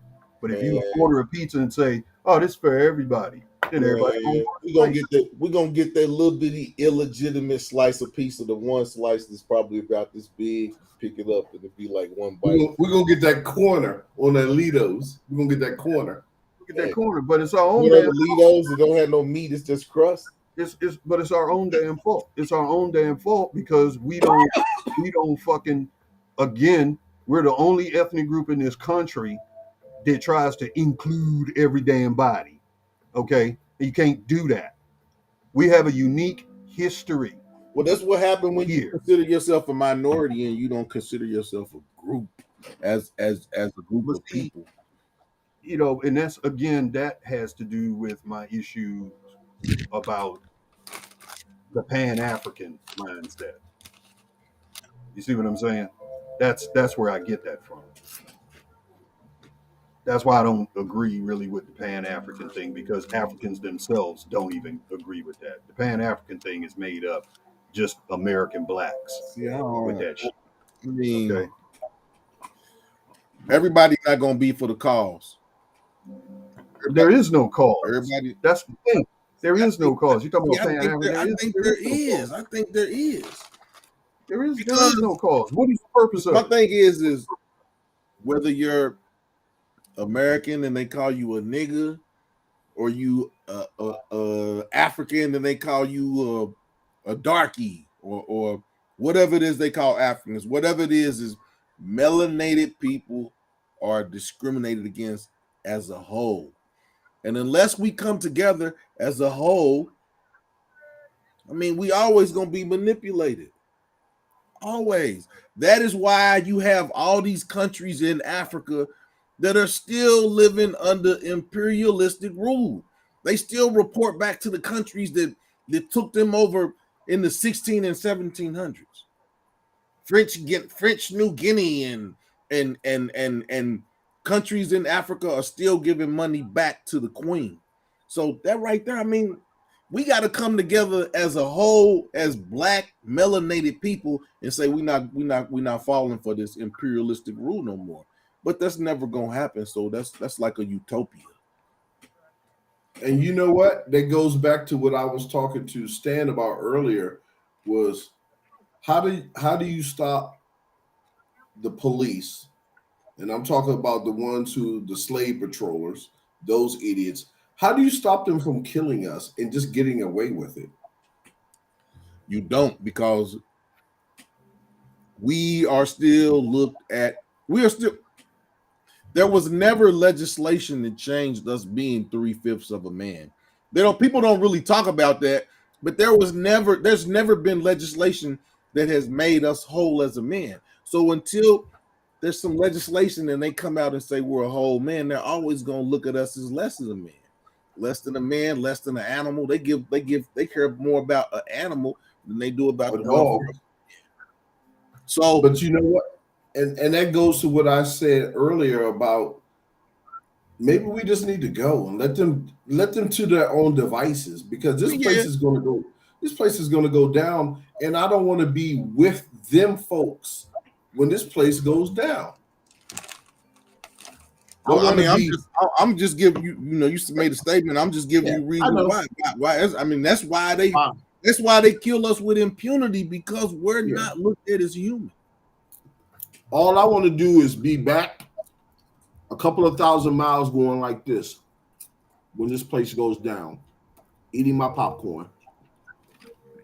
saying, I told you it's going to happen. I ain't gonna go that far. In my opinion, the reason that we get killed with impunity is because there are no real consequences for fucking with us. Bingo. At the end of the day, there's no real consequences for it, and that's what it is. Especially when you're dealing with a people who respect violence and getting kicked in the teeth. See, what happens is what needs to happen is severe consequences need to be need to be dealt out anytime they do that, because they understand and respect that. Look how I mean, you look at the country, the United States, look at what it was founded on and how it was built. Okay. And not only that, you're talking about trying to, me personally, I don't give a fuck what they think about me. They don't have to like me. They don't have to like me. They don't have to accept me. They don't have to I don't want no warm and fuzzies. I just want what's old. So can I ask you a question? And leave me the fuck Can I alone. ask you a I question? don't need their approval. I don't need their approval. I don't need their christening. I don't need none of that. Let me ask you a question, Stan. Yeah. Do you think the reason that you think that way is because you're self-sufficient? No, because I'm not self-sufficient. Self-sufficiency to me would be never having to depend on them folks for anything. But because I live here, because I'm born here and raised here, just like everybody else, I'm dependent on To a them certain folks. extent, But what I'm saying when I say self-sufficient is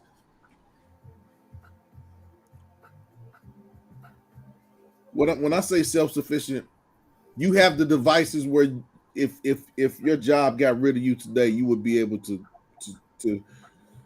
still, if not maintain the same living you have, at least to be comfortable.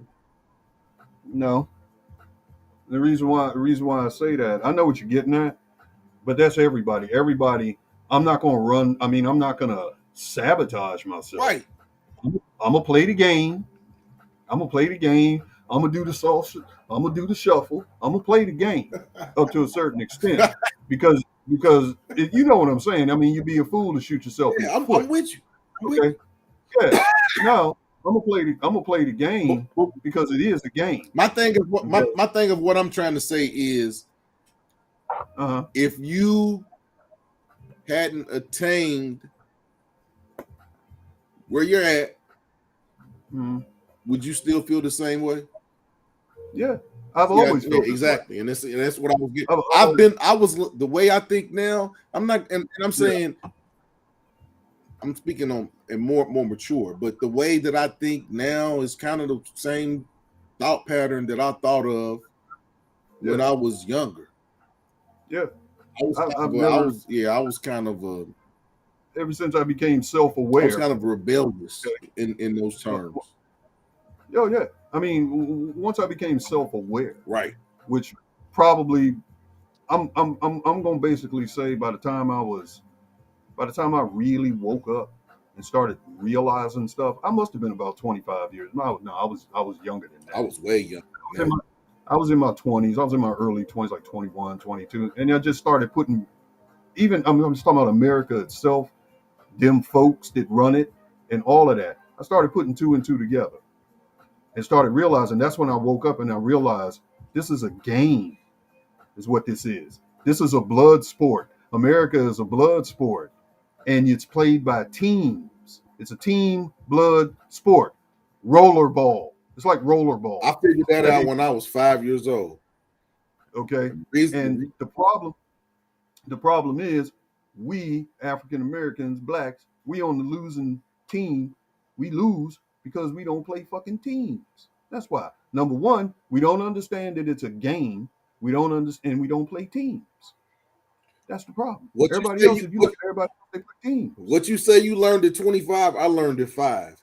And the reason I say I learned at 5 that it was totally different, because I was 5 years old when a little boy that was about 5 or 6 years old called me a nigga in my face Mm-hmm. in front of his mama, and his mama looked at him and smiled.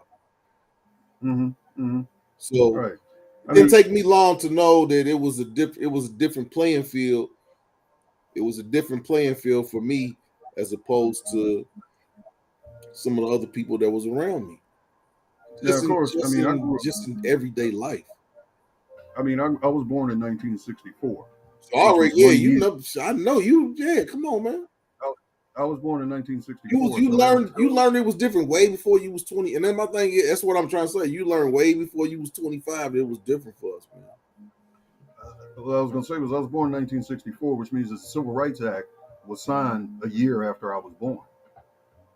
Okay. And I moved around the DC metro area and whatnot a lot growing up. I lived in many different kinds of neighborhoods. I lived in neighborhoods, believe it or not, that were predominantly, or if not all, white, because they couldn't discriminate anymore due to the Civil Rights Act. I went to desegregated schools growing up where you had a mixture. Okay. I went to all black schools, and I went to schools that where I was only when I was one of only a handful of black students. This is all because of the Civil Rights Act, which came out 1 year after I was born. Okay. Now my older brother lives upstairs. My older brother, okay, he's 9 years older than me. He remembers what it was like before the Civil Rights Act. Okay, Jim Crow. he's my older brother. He's only 9 years. My next oldest brother. Yeah, Then I have an older brother. Jim Crow. He remembers what it was like here in Washington D.C. even before the Civil Rights Act. One time he tells a story of we have two different fathers but the same mother. But this was before I was born. His father and my mother, they would go out to dinner and they take the kids with them and stuff. I'm the youngest. Okay, they would take the kids with them. And they would say, okay, well, how about this restaurant over here? They would stop in the restaurant and go in and check to make sure that they were willing to serve black customers. This is in Washington, D.C., before 64, before I was born. But my brother, they were kids. They remember that. And they come out, the parents, my mother and his father, they come out and wave the kids, come on, we can come in here and eat. Now imagine living in a country where they treat you that way. Okay. Me growing up, I had to deal with the vapors from that. Because it was only a few years, only 10 years. So you're dealing with the vapors. So we ain't come all that goddamn far, really, in this country, when you think about it. You know what I mean? But I grew up knowing that it's going to be different for me. It's just something that you feel. You know what I'm talking about. You know it is. You can smell it. You can taste it. You can hear it. You might not be able to put your finger right on it every time, but you know. And when you leave the country and you go to another place, tell me truthfully, do you get that same feeling? I know I don't. What you mean? I don't get that feeling. Hell no. I mean, I get treated better than I've ever been treated in America when I go outside the country. And it's, yeah, man. I mean, bingo. But because of all of that, that's why I never have ever given a holy fuck about what them folks think about me. That's one. And number two, I never let them get in my way if I can help it. I either figure out a way over them, under them, around them, or if necessary, go through them. Okay? Simple as that. And that's why this shit right here, bricks, I hope it do happen. This shit can fucking fall apart tomorrow. I'll be all right. Because all black people at the end of the day, we'll be all that's right. What I because am. That's what I wanted you to say, Stan. That's what I wanted you to say, because what I'm saying is, listen, hold on. I didn't listen to you. I didn't listen to you for 5 minutes, Stan. Hold on. I didn't listen. You didn't talk uninterrupted for 5 minutes now. Let me. I'm verbose. I understand that. I got to cut your ass off. You're an Aries. He's an Aries. I got to cut your ass off. Right. Now, that's what I wanted you to say, man. And what I'm trying to say is, because you have attained the status that you have, you can think like we can. I mean, we can think like that. You can think like that openly because, like you said, you don't really care because you good. If someone was you good, and my thing is everybody ain't there where they can feel like that they can publicly air their sentiments and be comfortable. But that's where having a meeting of minds and having What up, stuff TMI? offline and meeting having discussion groups offline and meeting people offline, that's the only it's got what I'm saying is the stuff that we are talking about that we are trying to do, you got to start at a grassroots level because at a grassroots level is where you're going to meet the people that are really talking about what you're talking about and trying to do what you're trying to do, and you connect with those people, and those are the people that are your base that you build with. Over time you're probably going to have people that add to that, but at a grassroots level, that's where you're going to meet those people and interact with those people. And you can do it from a grassroots level digitally on the internet. It's kind of hard, but that's just the way that it is in America. Is that sometimes in order to build and to grow, you got to take chances on a person. And through these chances, sometimes you're going to have setbacks. You're going to meet somebody that you thought they was cool, but they was an opportunist. And then you're gonna meet people, you're gonna come across people that when you connect with them, you know this is what it is, and you build with those people and you grow. You can't just accept everybody in and say it's what we're gonna do, because when you do things like that, you're gonna get people that are counterproductive to what you're trying to do, and they're gonna sabotage you. Yeah, of course. Exactly. What up, TMI? What's going on, brother? You're gonna get people who are gonna who is not what you're trying to achieve and what you're trying to accomplish is not in their best interest. Right. Opportunities. So you have people that are just you have people that are just latch on to you like a leech. Yeah. Hey, When they put blood in there, they'll detach themselves and go get another person. I got a question. But you know what? Hold on a second. I got a question for TMI. You see the subject? Should black folks, since you're out of the country most of the time, should we consider leaving America? That's my question to TMI. I talked up TMI, man. I talked him up. He came in. Yeah. Now this brother pretty much lives outside the country, so he can tell you how it is for black folks. Hold on, man. I'm gonna put the link up. I'm gonna put the link up so he can come up here, man. I'm gonna put the link up. He already answered my question. Black folks need to escape America. There you go. We need to get the hell out of here. TMI, come up here and spit your knowledge, man. Come up here and talk your stuff, man, about living outside of America, man. I was telling them how you leave for about 3 or 4 months, you come back, handle your business affairs, then you get back and you go back to the DR. Yeah, he got 2 apartments. He got an apartment in Santiago and he got an apartment in Sosúa. That's what I'm talking about. Man, hit that link, TMI, man. All right, Stan, go ahead and get back to your point, Stan. My bad. Go ahead, Stan, my bad. Well, I forgot. You know me. I forgot, man. I don't remember what the hell I was talking about. You was cooking. I remember. I just remember the last thing that the Mask was saying. I remember the last thing he was saying about how people try to sabotage you and shit. Yeah.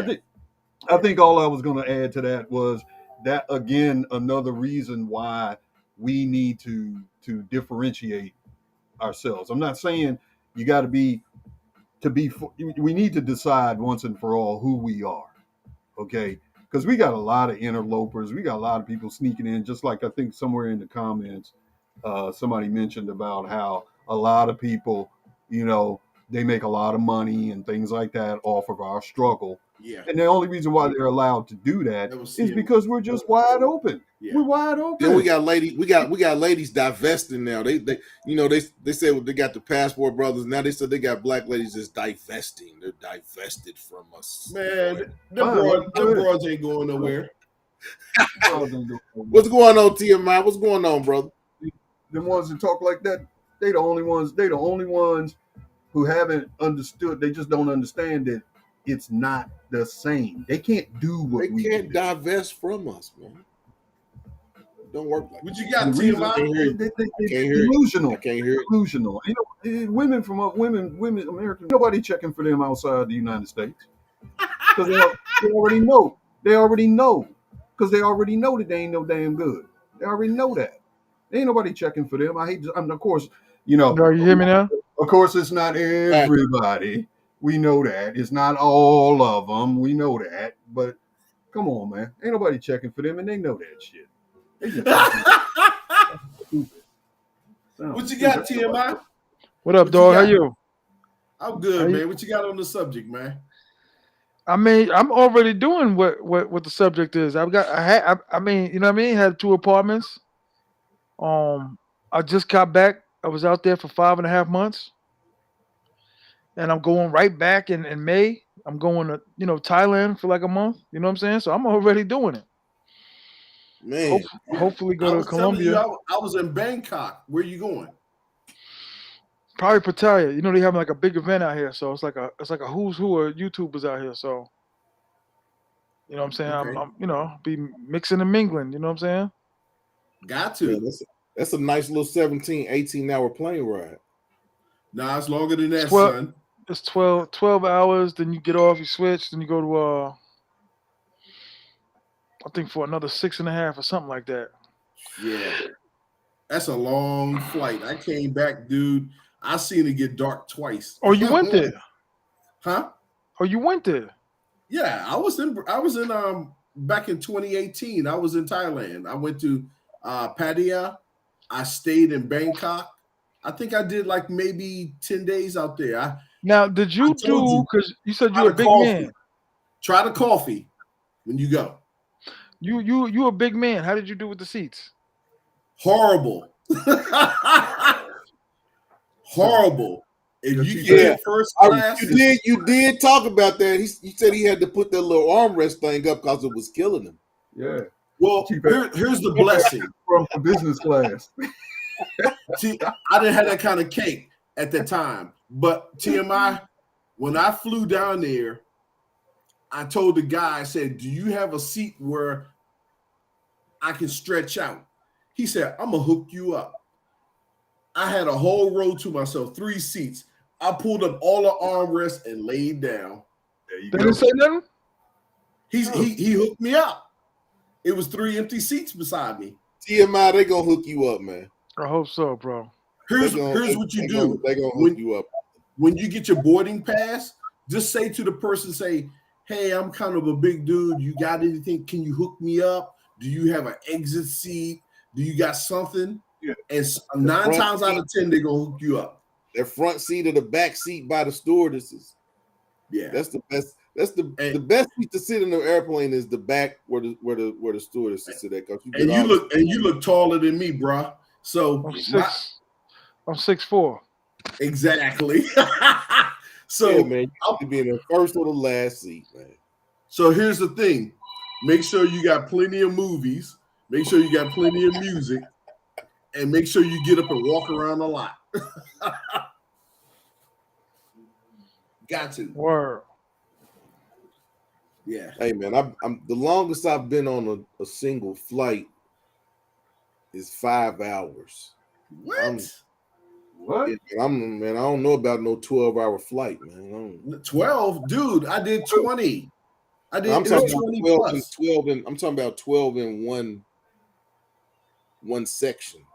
Because I know you didn't do 20. You did 20. You had no layover. You did 20 straight out. I stopped in Dubai, and then I jumped back on the plane and went another, like he said, 12 hours. Man, it was horrible. That was the worst Nah, flight. well, mom said my ticket, or at least the one I'm trying to get, is 12 hours. You land for 2 hours, then you right back in the air for like 7 hours. So Coming back was worse. When I heard that. When you going back? When you going, TMI? I didn't get the ticket yet, but either Friday or Saturday. No, I'm talking Thailand. about when. I mean, what month? Oh, I'm going this week. What? Mm-mm-mm. Yeah, I wasn't sure, so I wasn't running around telling No, you. that ticket's probably gonna cost about $1,800. Find something. Find something to put you to No. sleep, bro. 14. Find something to put you to sleep. NyQuil and Corona. No, I mean, listen. The flight's leaving. The one on Saturday's leaving at 12 p.m. So I just got books and I mean, I hardly ever open my mail. I'm just gonna chill. I got mad movies in the phone. He said he's taking a stack of mail and some books. all Oh, them, final notice letters. I'm open. man, I don't do nothing but just. Hey, I ain't had none of them in a long time. But yeah, I just used to rip them in half and just throw them in the trash can. Yo, bro, I gotta start teaching you how to label your lives and all that, and label your stuff because I'm telling people about it and they having trouble finding it. What, my page? No, your not just your page, but the way you label it. You know what I mean? Because you got the 2 Aries, you don't really have your name in it. So Yeah, when I'm right. telling people Mass And then Appeal, we didn't put a promo up. So yeah, man, blame that on your boy. Hey, we just share that joint out. Share it out.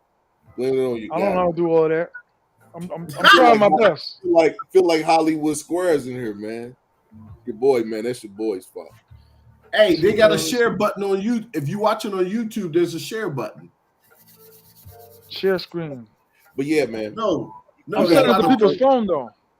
Oh, okay. Oh, okay, yeah. We had a conversation just talking about should Black Americans consider moving outside of the United States, and we were talking about moving to Africa and different places. And my thing is a lot of people are gonna go to where they're comfortable at.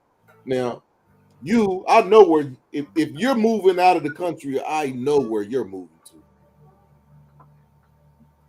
DR. You still moving straight to Sosua. Nah, I got the apartment in Santiago. Yeah, in Santiago, man. Yeah, I got the apartment in Santiago. I got Santiago. Man, next time I fly in, man, I need you to be in Santiago, man. Cause I need you to take me to that mall. Facts. I got you. See, Rob said you got to add the hashtags, Moss. Yeah, I didn't. See, Rob. Like I told your weekend gardener, man. He didn't send me his info for the promo, so I said we just gonna kick it off at 9:30. Raw dog. Hey, okay, old dirty.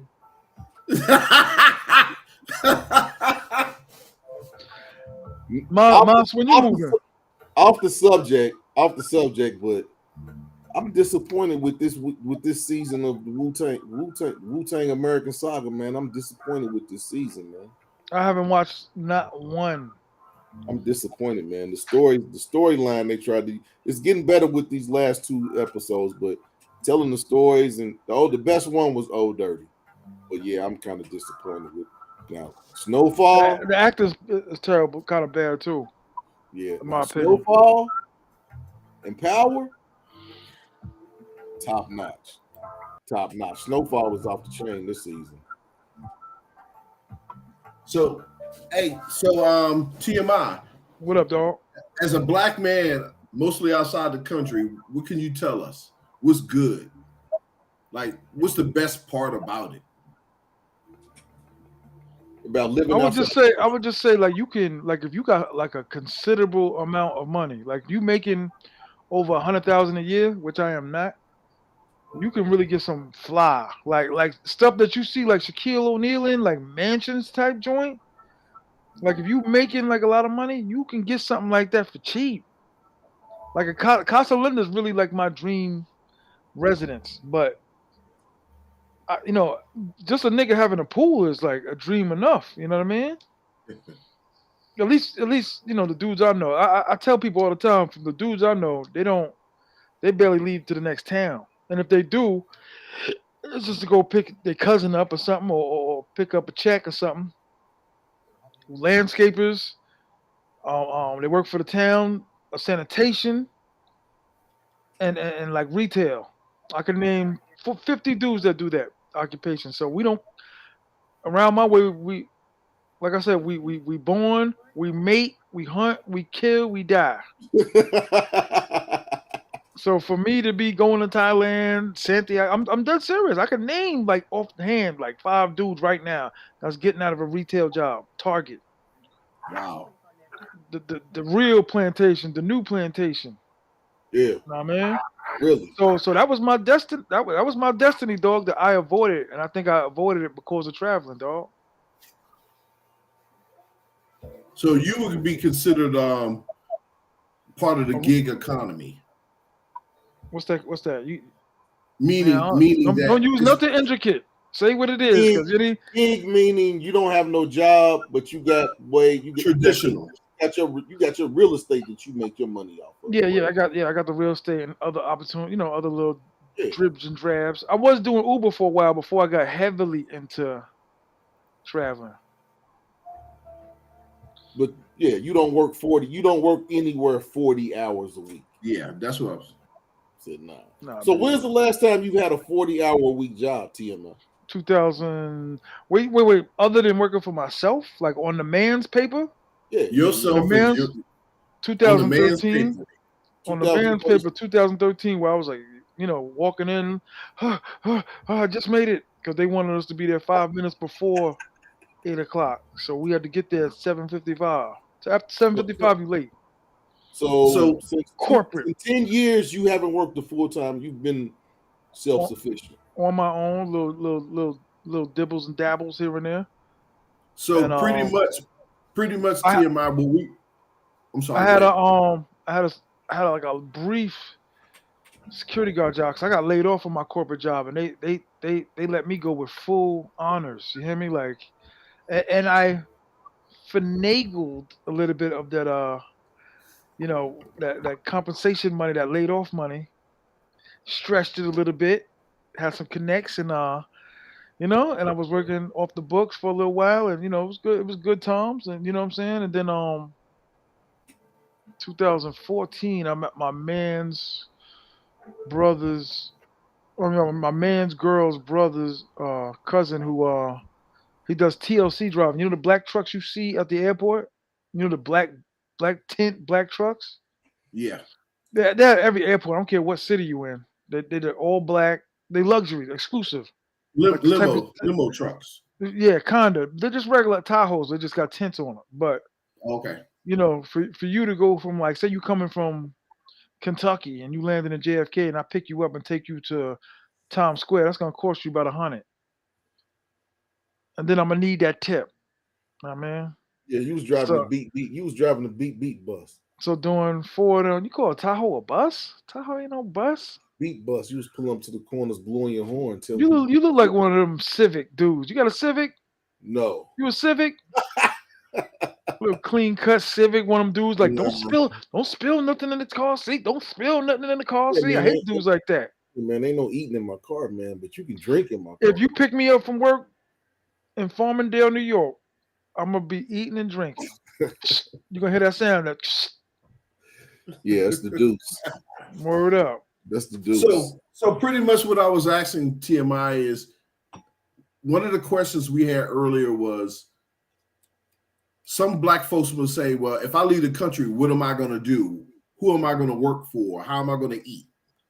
And what you're doing is you're proving that it can be done. It Right. scares me though. God forbid something happen. That's why I'm starting to, like, I got a lot of money going out, but I'm starting to think like, okay, let me get like a third and fourth maybe income. YouTube give me a little something, but I'm just thinking like, what if like something happens to the house or something or whatever, or you know what I mean? So So I'm thinking can I ask you something personal, TMI? I like women. Shut the hell up, man. You got life insurance? Nah, I mean I just thought it was useless just because I had no babies, but Nah, man. Get you some life insurance, brother. I'm gonna get it. Cause you can get a loan off of your life insurance. I heard that. My man told me that. I'm gonna work on a couple of those things, man. You know what though? When you like, believe it or not, a 3-story house is a lot to manage, man. Like I spent a lot of money on my crib, just the basement alone. Redoing the electricity was crazy, and them white boys know how to get you. They know how to get you. Oh, I'm gonna use an 88. I'm gonna use an 88 and a 39. I'm gonna have built it. I'm gonna take out the wiring. I'm gonna trust me. I'm gonna save you a lot of money, and then they come back to you with this like, wait a minute, 8,300 for the wires. So they know how to get you. So I spent a grip on my crib, man. You know what I mean? But yeah, I'm looking to maybe do some airport pickups for my YouTube page. You know what I'm saying, and do some some pickups like that, and just keep the money coming, man. The freedom. I hate to say it, Yes. man, and we were, we big guys, so I don't know. Every big man situation the same, but women don't really gravitate towards big guys. At least not the type that I like. So I like the freedom of waking up in the morning, not thinking about some damn woman, getting some nookie. So that's one of the main freedoms I got, man. I told a lot of stories saying it was like a hindrance on my mind. Like I should be thinking about getting money, not the other, not the stuff for the ladies, not the box. I'm trying to, what I mean, get my mind right. So for the first time in my life, I could call something, get it, and then be like, okay, what's the next move? I'm a man, so I Yeah. that's one of the freedoms I enjoy, man. I got to get that P funk. You know what I'm saying? And I got to get it without it complaining, without it wanting me to go to their aunt's retirement party. The sisters always got something coming up. Oh, my mother's church is having something, and you better be there. I'm not going. Watching them cows eat up half the food. My grandmother's reprisal. My grandmother's what is it called? Repast. After the funeral and all that. Hmm. Me and my mother was, traffic, whatever. We had buried her, came back. Do you know 90% of the food was going dog? It's for us. We at the church. You want the grieving people to at least eat something, and then now listen. I don't want to make the story too funny, but there was food, but it wasn't food like you would think for people that like them church people don't care. They was leaving with plates for everybody at home, Yeah, the man. plates was in their stomachs. You know what I mean? But yeah, man, that freedom, man. So and of course, the more your money go up, the bigger houses. Like I was telling my landlord in DR, I was like, yo, man, like you got me probably for another 5 years, but I was like, if anything changes financially, uh, anything financially, move if I move up, I might be getting up out of there.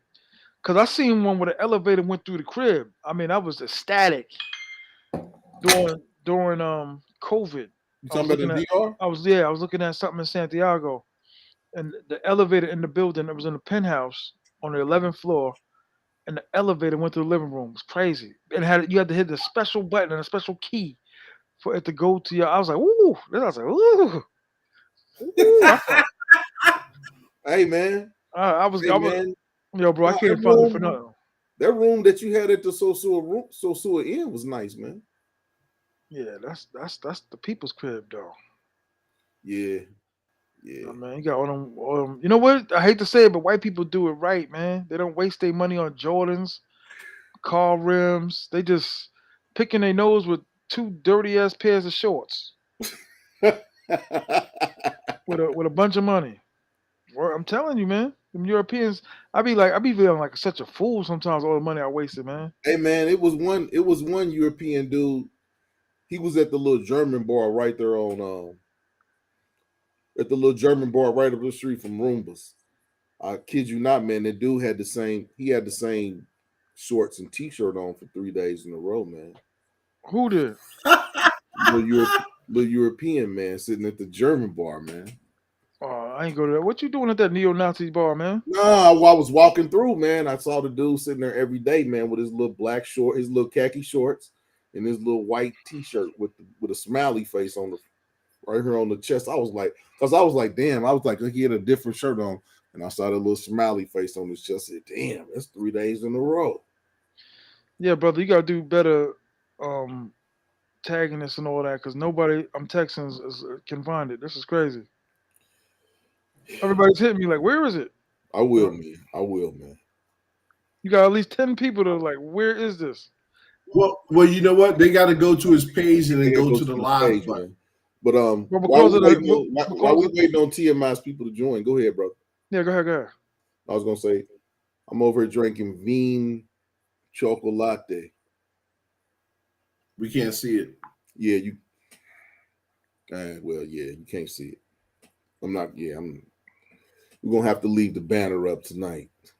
But yeah, I'm drinking Vin Chocolate. He be Cooper's drunk Hawk. every live, don't he? He be drunk every live. No, I'm not drunk. Because every other show I hear him. Yeah, I got a little too drunk last week.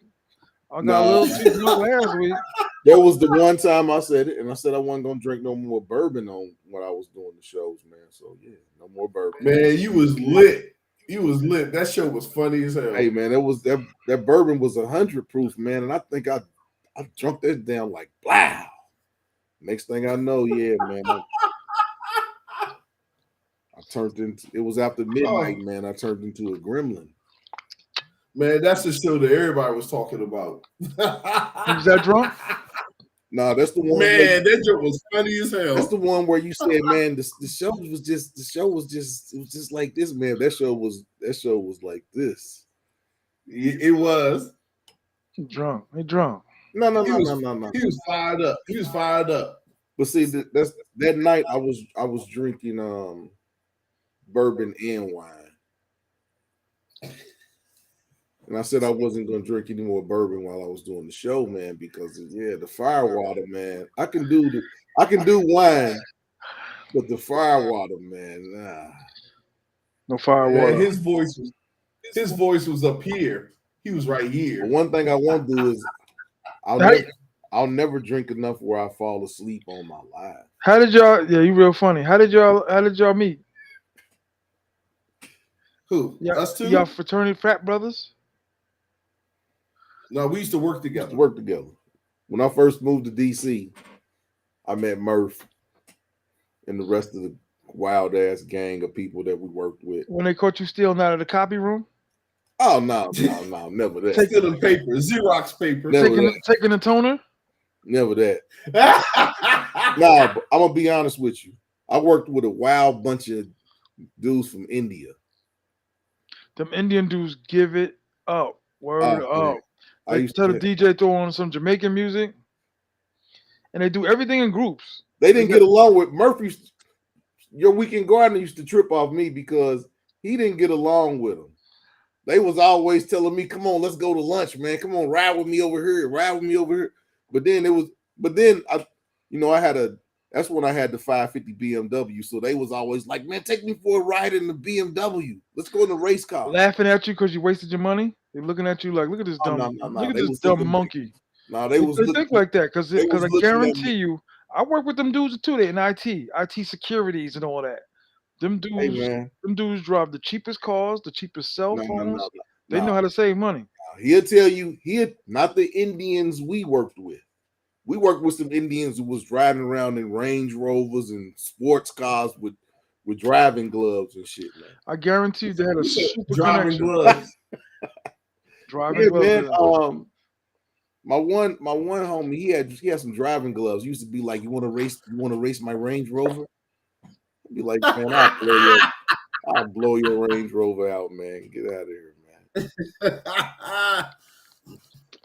Man, what you? Man, you know we got way the hell off topic.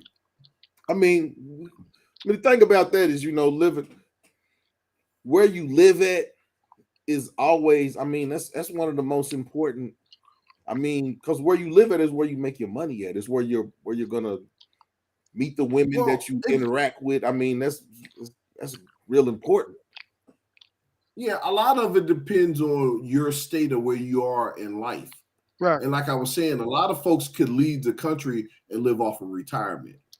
But I guess what we was initially talking about was there's so much going on in the United States that us as Black folks, we might need to get up out of here. Man, ain't no mic to that, man. There's no mic to that. What y'all gonna do if them crackers see y'all talking like this? To really live your best life. They see it. To really live your best life is it's in a Black person's interest to get outside of America. I mean, y'all still working for the man. Be careful. No, I mean I'm not saying nothing disparaging. I love where I work at. Don't get me wrong. I'm just saying that in my later, when it's time for me to retire, I'm leaving the States, man. I'm going on somebody's beach. I'm gonna have my speedo on. Oh, I'm gonna be chilling with about 3 or 4 ladies around me. Not the speedo, son. Yeah, it's too Not hot the for the. speedo. I'm gonna have my too hot for the hot tubs on, and I'm gonna be all right, man. I'm gonna have my too hot for the hot tubs. when you get off the live, they're gonna be like, Aaron, can you come into the office tomorrow? We have some concerns. We have some concerns. There's nothing. I mean, I don't think I've said nothing disparaging. I mean, nah. To the man, that's disparaging. What, to live your best life? You hungry, man? The man. They always got something, some garbage. Man, I this used to dude. hate being called in the office. Like, what? Yeah, man. Man, My man Black you Money, eating he's right. chicken? Black Money is exactly right. South India is where the black ones at. And the ones that we worked with, they was always like, hey man, Adam, I know you. He's like, man, give me a black girl. Please. He does serious. I need the black. You don't have to. He does serious. I used to take my homeboys out, but take me with the black girls. He does And serious. I will say this. My sister would have fucked the hell out of a nigga for a check. Indian dudes love black women. Take care of her badass kids. My sister would have been out. Let's do it. Let's do it, baby. They used to be like, come on, Aaron. Come on, Aaron. We're going to go out Friday, man. Take me to the club where you go at. I took him one time. My man was in there like, wow. He was like, man, I didn't think it. They don't want them problems. I ain't gonna tell you who I took to the club, man. You could probably kind of figure out who I took to the club. Ain't it always scary when they be like, yo, can you come over for a second? Ain't it always that? Ain't it always that apprehension? Like, come in for a second. Like, what's up? Hey, Anything? Hey Tom. Hey Tom, how are you? No, man, the Indian dudes up. Oh, you worked for them. Your weekend gardener's not gonna say they were cool, but the Indian dudes that we worked with was cool. You worked for them? Like your boss was Indian? Well, the owner of the company we worked for was Indian, but I'm saying we worked with a bunch of developers, man. Yeah, I learned a whole bunch of IT tricks from the dudes that I worked with. That's the difference. I was in payroll, brother. I was at the bottom. Payroll is not the bottom, brother. You're dealing with the money. Nah, babe. But yeah, man. The way them people used to call my office talking to me, my cubicle. Yeah, man. That's chicken. That chicken must be good. It's good, brother.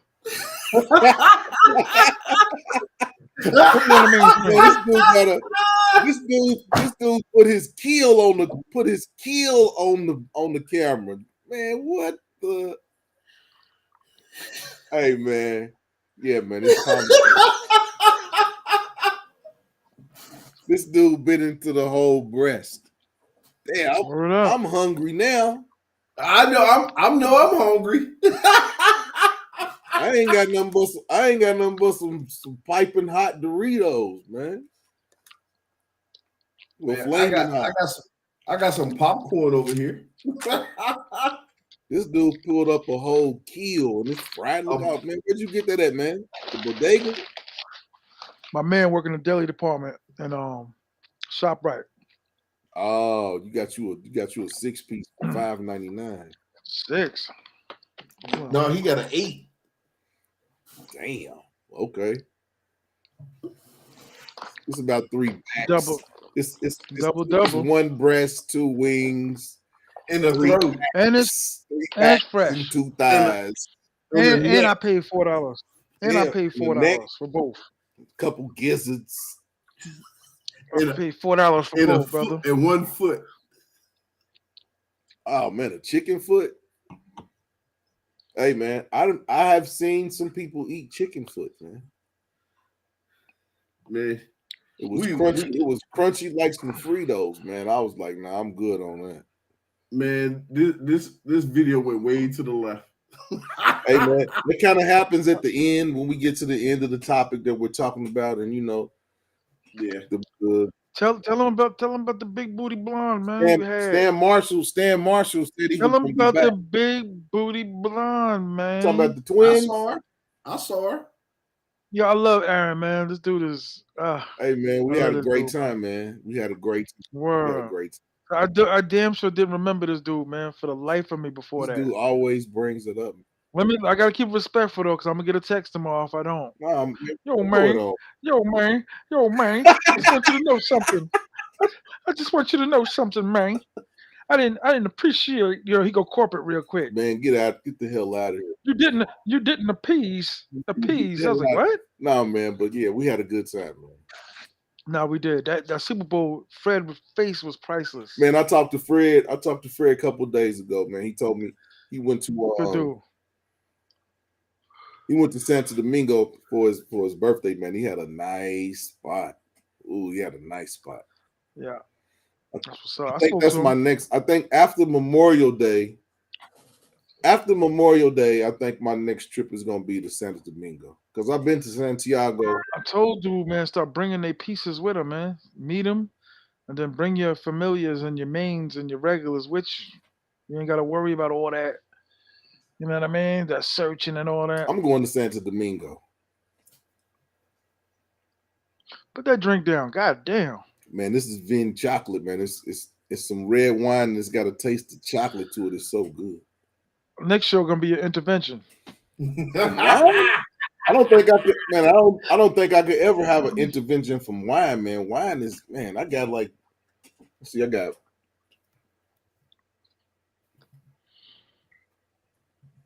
I got 7 more bottles, man,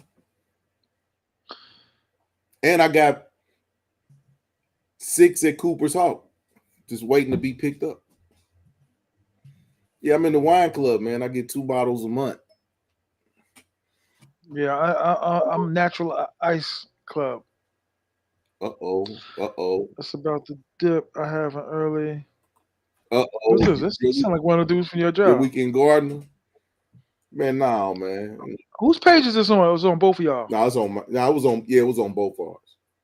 Okay. Yeah, y'all gotta. Like I said, I sent this to a few cats, and they like, "Where is it? What is it?"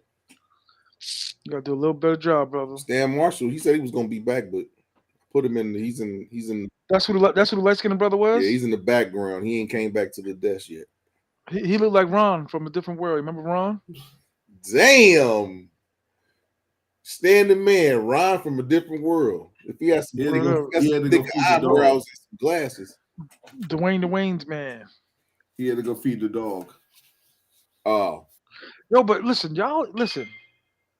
To get kind of straight into the topic, because I said that's why I love to be out of this country and all that. But back in the days, I used to hate like looking at the women that I couldn't get because we I guess like around 17 to like 20 I just knew I was like they're on Pluto and I'm the size of an ant. That's how far away I am from this girl because she ain't leaving the star point guard, star running back, star rapper, come home from jail, pretty boy for me, my goofy ass. so You know what I okay. mean? TMI, tell me something. I wasn't put together, brother. I wasn't neat like you. Not fuck all that, I was a big boy. man. You always been a big boy, man. But big girls I like was big dudes. Girls like I seen plenty of big I, dudes with. I was a I seen you with a fine chick. This dude hurt me. I was one of them. So has What it up? changed? You like You know what though? My mind changed, so I get chicks as you just got from older. like dissing them. As you got older, do you still look for the same quality, like in looks, as you You know look what is for my when you were hunting is younger, or different. do you look for chicks that like My you? hunting is different. My hunting is different. So I know exactly where my kill zones are. I know exactly where I need to be at. Like I don't never like before I was, we was hunting. The only place we knew how was high school, the lunchroom. But now that we in the world, you know what I'm saying? I kind of know my zone, like where they at. You know what I'm So saying? so when you back Don't be in no corporate. when you're back in Long Island, do you talk to the same types of chicks that you would talk to as when you're in the DR? I hate to say it, as women that I make more money than. Like in my world, it don't exist where she equals my money. Like I have never dated a woman. No, no, that's not true because I lost my job around the time. But most majority of the women that I dated was women I made more money than, and they have multiple children. Like your weekend gardener, I heard him when he was talking about he dated a woman that had 2 kids. I dated a woman that had four, four. My four blow. I had four. Word up. I knew my kill zones, brother. I mean, it was just like like I said, our era. If you 50, late 40s, you had to have the nice car. You had to have the nice haircut. You had to have the nice job. You had to have the nice. Especially, you can't bring it back to your mother's basement. You know what I mean? Can't bring it back to that. You know what I mean? Because next to my dresser counter was detergent because the washing machine was around the Man, corner. you wild as hell, man. You know what I mean? But So now, it was just but now you got. But now, I mean, I know sometimes. you. Listen, I know the things that you say. But would you say that? And when I'm saying that in terms of women, do you think that you get better women now that you're self and, sufficient as and opposed to DR. when you was working a 40 hour? I mean, just in general. Yeah, when I was in corporate, it was different because corporate was like almost like you an assassin, like you sneaky because most of them had men or they was breaking up with somebody or Sneaky link. so you See, you you was one of you them you dudes. You was you you one of them walk you dudes walk trying to mess with the women at work. you walked into the break room and you heard all their business. Like Denise broke up with Sam last night. Like what? I can't wait to get the happy hour because it's See, on. man, I'm gonna be honest with you. I lost a job for messing with a woman at work, and I lost a job for not messing with a woman at work. So, so Yo, I got to the point man, where I just went to work and I just stayed on the straight and narrow. I was leave me in the friend zone. chicks in the corporate job, the single chicks at the corporate job, be like, "Yo, you think you help build my son's bike? You damn right. I'll be there Saturday morning." Bright and early for breakfast. You you daggone Skippy. I'll be right there, girl. Cause I'm gonna take my time. I'm gonna find out everything about it. And I'll be like, yo, It listen, was your way in. I got tickets to you know what I mean, to something. You know how many times I used to kill myself to get stuff. Like, yeah, I got a wedding next Tuesday. I ain't had no wedding to go to. I had to make something up. Hey, Like I need a date. I just lied to women, man. That's what worked. TMI, Lying. TMI, we gonna keep this conversation going, but my man Weekend Gardener, No, that's all good, man. I gotta go too, man. he Messing about to with do you. his Apollo dance to the side. What? What's he doing? The clown from the end of the Apollo. Sandman. Yeah, Sam, he about to do his Sandman out exit stage left, man. Oh, he got work in the morning. Shit, I got work in the morning too, Yeah, to that email, that bright ass email. We need to speak immediately. but no, but I mean, this week, you know what? I didn't really get to talk about it, but this Kick is it. my birthday is Saturday, so yeah, Well, this is my birthday week. okay, what you gonna I do? had, I had planned on making an impromptu trip. I may still do it. Where you gonna go? Cancun. Okay. Tickets like 367 round trip. Your weekend gardener, does he smoke? You smoke? No, Smoke, nobody on this live smokes. smoke the reefers? No? Okay, me neither. Yeah, none of us smoke. 'Cause- See, I smoke cigars. yeah, I get you. Aaron, we have some alarming concerns, Aaron. Are you happy, Aaron? Hey Aaron. man. Hey man. Aaron, with the security guard outside this office. You're a rebel, This dude Aaron. here, man. You're a rebel, Aaron, So huh? was you a security guard at Albee Square Mall? Oh, hell no. I mean, That's Brooklyn. Hey, you real drunk now. that's New York, man. You know, New York, you might live in Long Island, but you might work in Manhattan. You have a child out here. Is that correct, sir? Yeah, he's in East New York. He's And not a child now. He's a young man. okay. You gonna bring him Yeah. on the live one day? Well, that's too Hope, personal. hopefully that day will come where he'll get on my live. That's what's up, man. Let me have the Father's Day and all that. Make sure don't nobody steal that. Have the Father's Day. Is he smooth? Is he a neat dresser? Cause you neat. I mean, he's a product of me, man. He's my greatest creation. That's dope. I like that. I'm gonna Hey, cry. man, that's one thing I can say that I created. That yeah, that's my greatest. Hey, and if you ask your boy Weekend Gardener, he's gone. But yeah, if you asked him, he would say that his son is his greatest creation as well. I thought he didn't have no children. Hey, Ron, Nah, he's got a Ron son. back. Nah, he's got a son. Marshall. I didn't know you was man. I didn't know you had came back. Yeah, I'm back. But you we was just in here talking about. Well, see the thing about it, you going to Thailand. Marshall's a world traveler too. He's a traveler. I guess.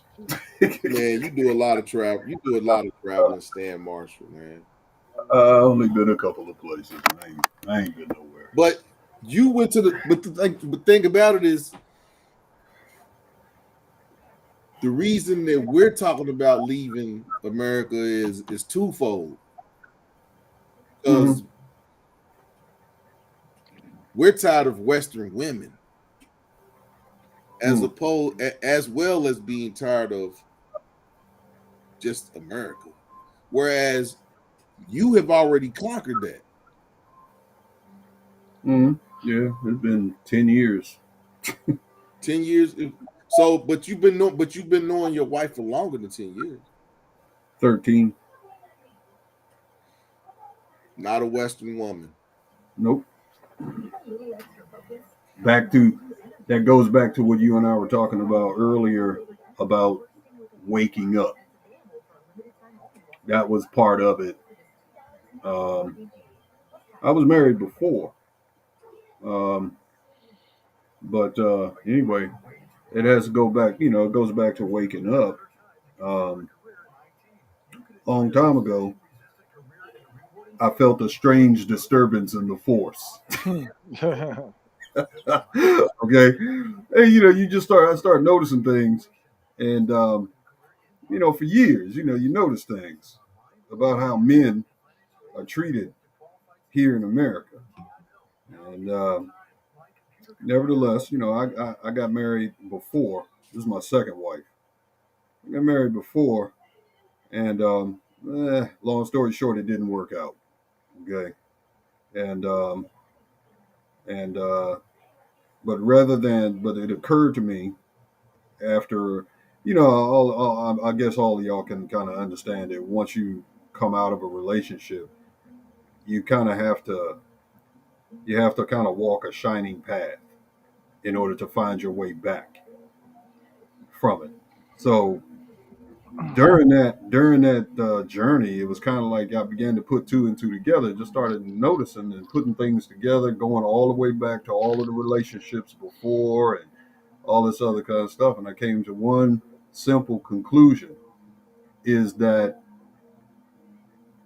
insanity is doing the same thing over and over again, but Mhm. expecting a different result. Okay, so then the train of thought was, what is it that I'm doing? What is it that I'm repeating? Right. So I ferreted that out.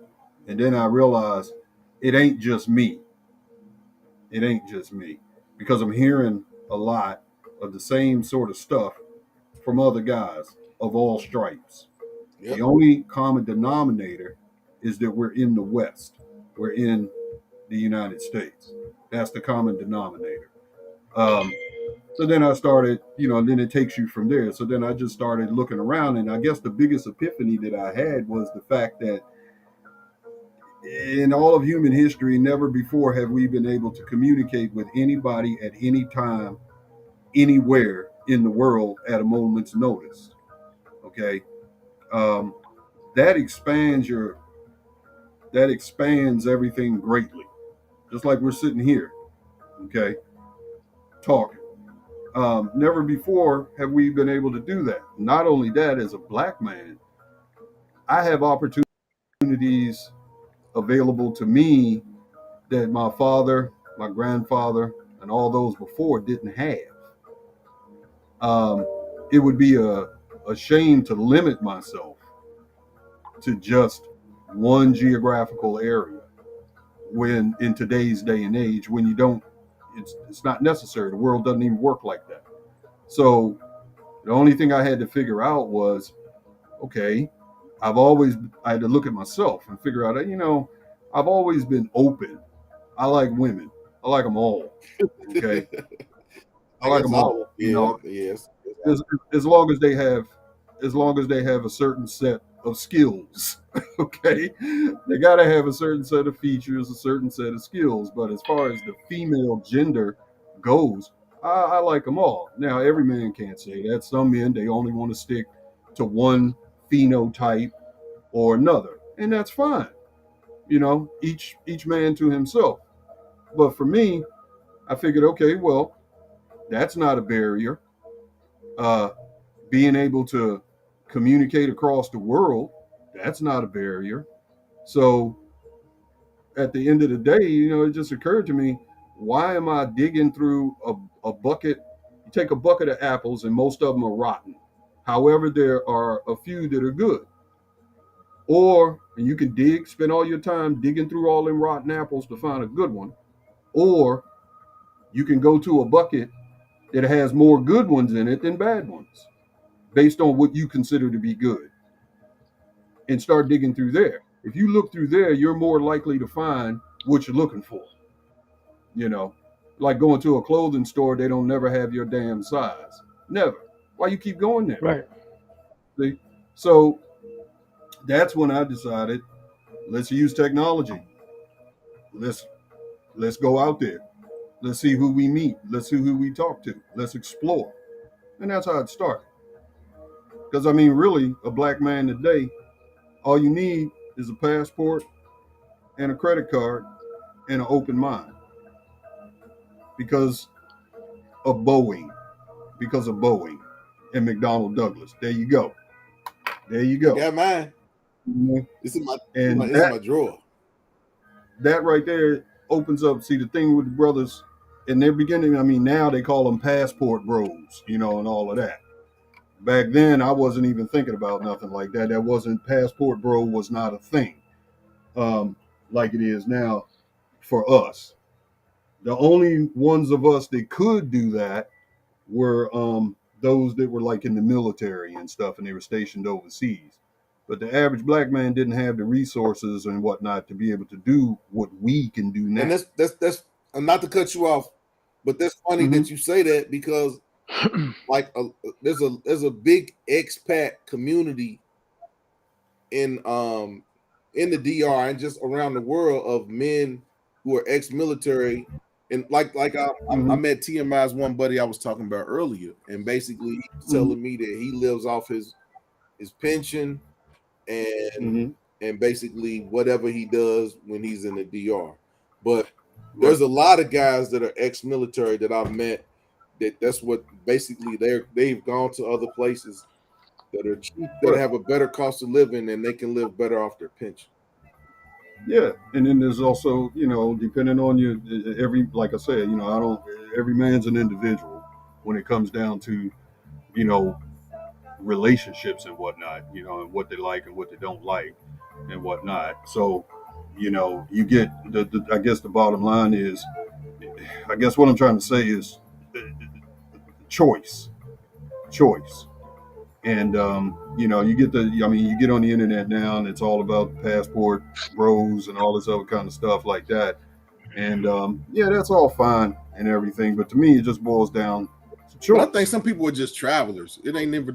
Some people Yeah, before even the yeah, passport bros, you had passports and you was just a traveler. I yeah, would think. exactly. I Hmm. would think TMI. You attest to this that before it was even a label, you was traveling. Oh hell Yeah, yeah. yeah. But a lot of brothers still are afraid um, to travel. They're afraid to leave. Yep. They're afraid to leave the country. And you 100%, and you 100% right about that because I'll say this that if y'all haven't check out TMI. He does his videos in the daytime during the day. Come over his videos, check him out. But I'll be on TMI's videos and we'll be talking about the travels that we've done a couple times that we didn't link up, and there'll be guys that have been on his lives for a year or so, and they're still talking about traveling, but they never do nothing about it. And it's like you just gotta just go. You can't wait on nobody. You just gotta go for your own. Oh yeah, I mean it expands the mind, it expands everything. The only regret that I ever had was that I didn't do it sooner, Mm, much yeah. much sooner. But back then, I was a different person. Back then, I was different. I was much different, and I was also the whole thing about um, working all the time, buying into the American dream and all that other kind of stuff. Like George Carlin said, the reason why they call it the American dream is because you have to be asleep in order to believe it. But Yep. you know, but that's the only hey, better late than never. So that's what I did. I started getting on the internet and I was meeting great people from all over the planet. And then it occurred to me, and I think uh, Gardner, Weekend Gardner, he'll tell you the same thing, is that he realized that talking to other women and just women outside the United States, he made the same discovery I did, and that is women actually do like men. Okay, Facts. you know what I mean? They like men. These women outside the United States, they like men. They act like, and then when I traveled, they behaved as though they like men. They respect men. It's only here in the West, seems like, that you have the issues that you have. So, So, so do you think those women that are outside of the Western world mhm, are just raised to be wives, whereas the women in the West are raised to be independent? different value system. Number one, they have a different value system, and they haven't been. And the women in the West have been tricked, is what it is. They've been tricked. They've been brainwashed. They've been tricked. Um, Probably, I mean, my theory is the reason why they've been tricked is for economic reasons. Um, because if you look back at history after World War II, um, after World War II, income was plenty enough to sustain a family, a Good family of Lord, four, a family of four, the nuclear family, one income. I know more. Okay. However, the powers that be, the big corporations, the government, everything like that, they quickly figured out that if we can get the women to go to work too, then that would mean more disposable income, which means more buying shit and stuff like that. So they convinced the women that they should go into the workforce too, because most of the women at the time, one of the most important things for them was to stay home. They took pride in staying home and Right. raising a family, The but they value got system brainwashed. changed. Hmm. The value system changed. Yeah, the value system changed. They got brainwashed. It was the women. See, if you look at it, and I've told people this before, for us men, nothing has changed. Nothing has ever changed. We're still providers. We're still it's expectations. It has, in my opinion, it has to do with expectations. As men, we are still, the society places certain expectations on us. Period. No, Everybody. the expectation is to produce, Yeah, produce produce, and take care. provide, protect, all of these things. Nothing for us has changed. But If you look women have changed from being baby raisers to being independent. Yeah, all the societal expectations for women over the past 60 odd years is what has changed. But I think that's a Western mindset, because you go Well, outside the country and you have women that want to do that, but they still are feminine. yeah, but corporate greed had a lot to do with it. They wanted households to have two incomes so that people could buy more shit. Okay, that's really what it was. And as a result of that, prices and everything started going up, et cetera, et cetera. And then across the generations, they started teaching the women, telling the women, it was basically propaganda that, you need to compete with the men, not partner with the men. You Right. need to compete. Now, for a woman, in order to compete with a man, she has to essentially become a man. Okay. And that's Now, where you got all these masculine women. exactly. And no man is attracted to a masculine woman, Nah, you see. I So like it's just a I fucking like mess. soft women. I like Yeah, soft. it's just a mess. Whereas if you look at these women in other cultures, in other parts of the world, in other cultures, they're not taught that. And even when the Western world tried to Hold convince on, man. them that Hold that's the on. way to go, they rejected it. They had enough sense to reject it. So, Black Money, man. I'm gonna put the link up here for you. Black Money said black women have always been independent because they separate. I mean, yeah, and I'll always say that with the advent of welfare and the welfare state and getting money, that was the beginning of the end of the black family. well, yeah, I mean, the government and corporate America and everything convince, especially black people, like I used to always say, when America catches a cold, black people catch the flu. So every damn thing that happens here, it hits us twice. Okay, with double the force. But they convince black women that they don't need a man, and they did it by telling them, hey, you know, you can get welfare and you can get this and you can get that, all that kind of shit, man. So here we are right now, though. Here we are right now. Now it's a I'll mess. say this. I'll say this. And I love American women, but it's just like when you go outside of America, Mm-hmm. there's less of a focus on your money. I mean, women are always gonna focus on money and you being a provider, but I think it's just more on you as a person as opposed to who you are or what you got. And Well, I don't know what TMI say to that, but I really feel like you could be anybody and go to another country and talk to a woman and just engage a woman and you can get a woman. Whereas opposed to here in America, you gotta be somebody, you gotta have some money, you gotta have a car, you gotta have a watch, you gotta have the clothes. It's just lots of different things you gotta have in order to get the woman that you feel like you can talk to. but that's true. But a lot of those women, their expectations, their standards, and whatnot, their expectations from men have been twisted.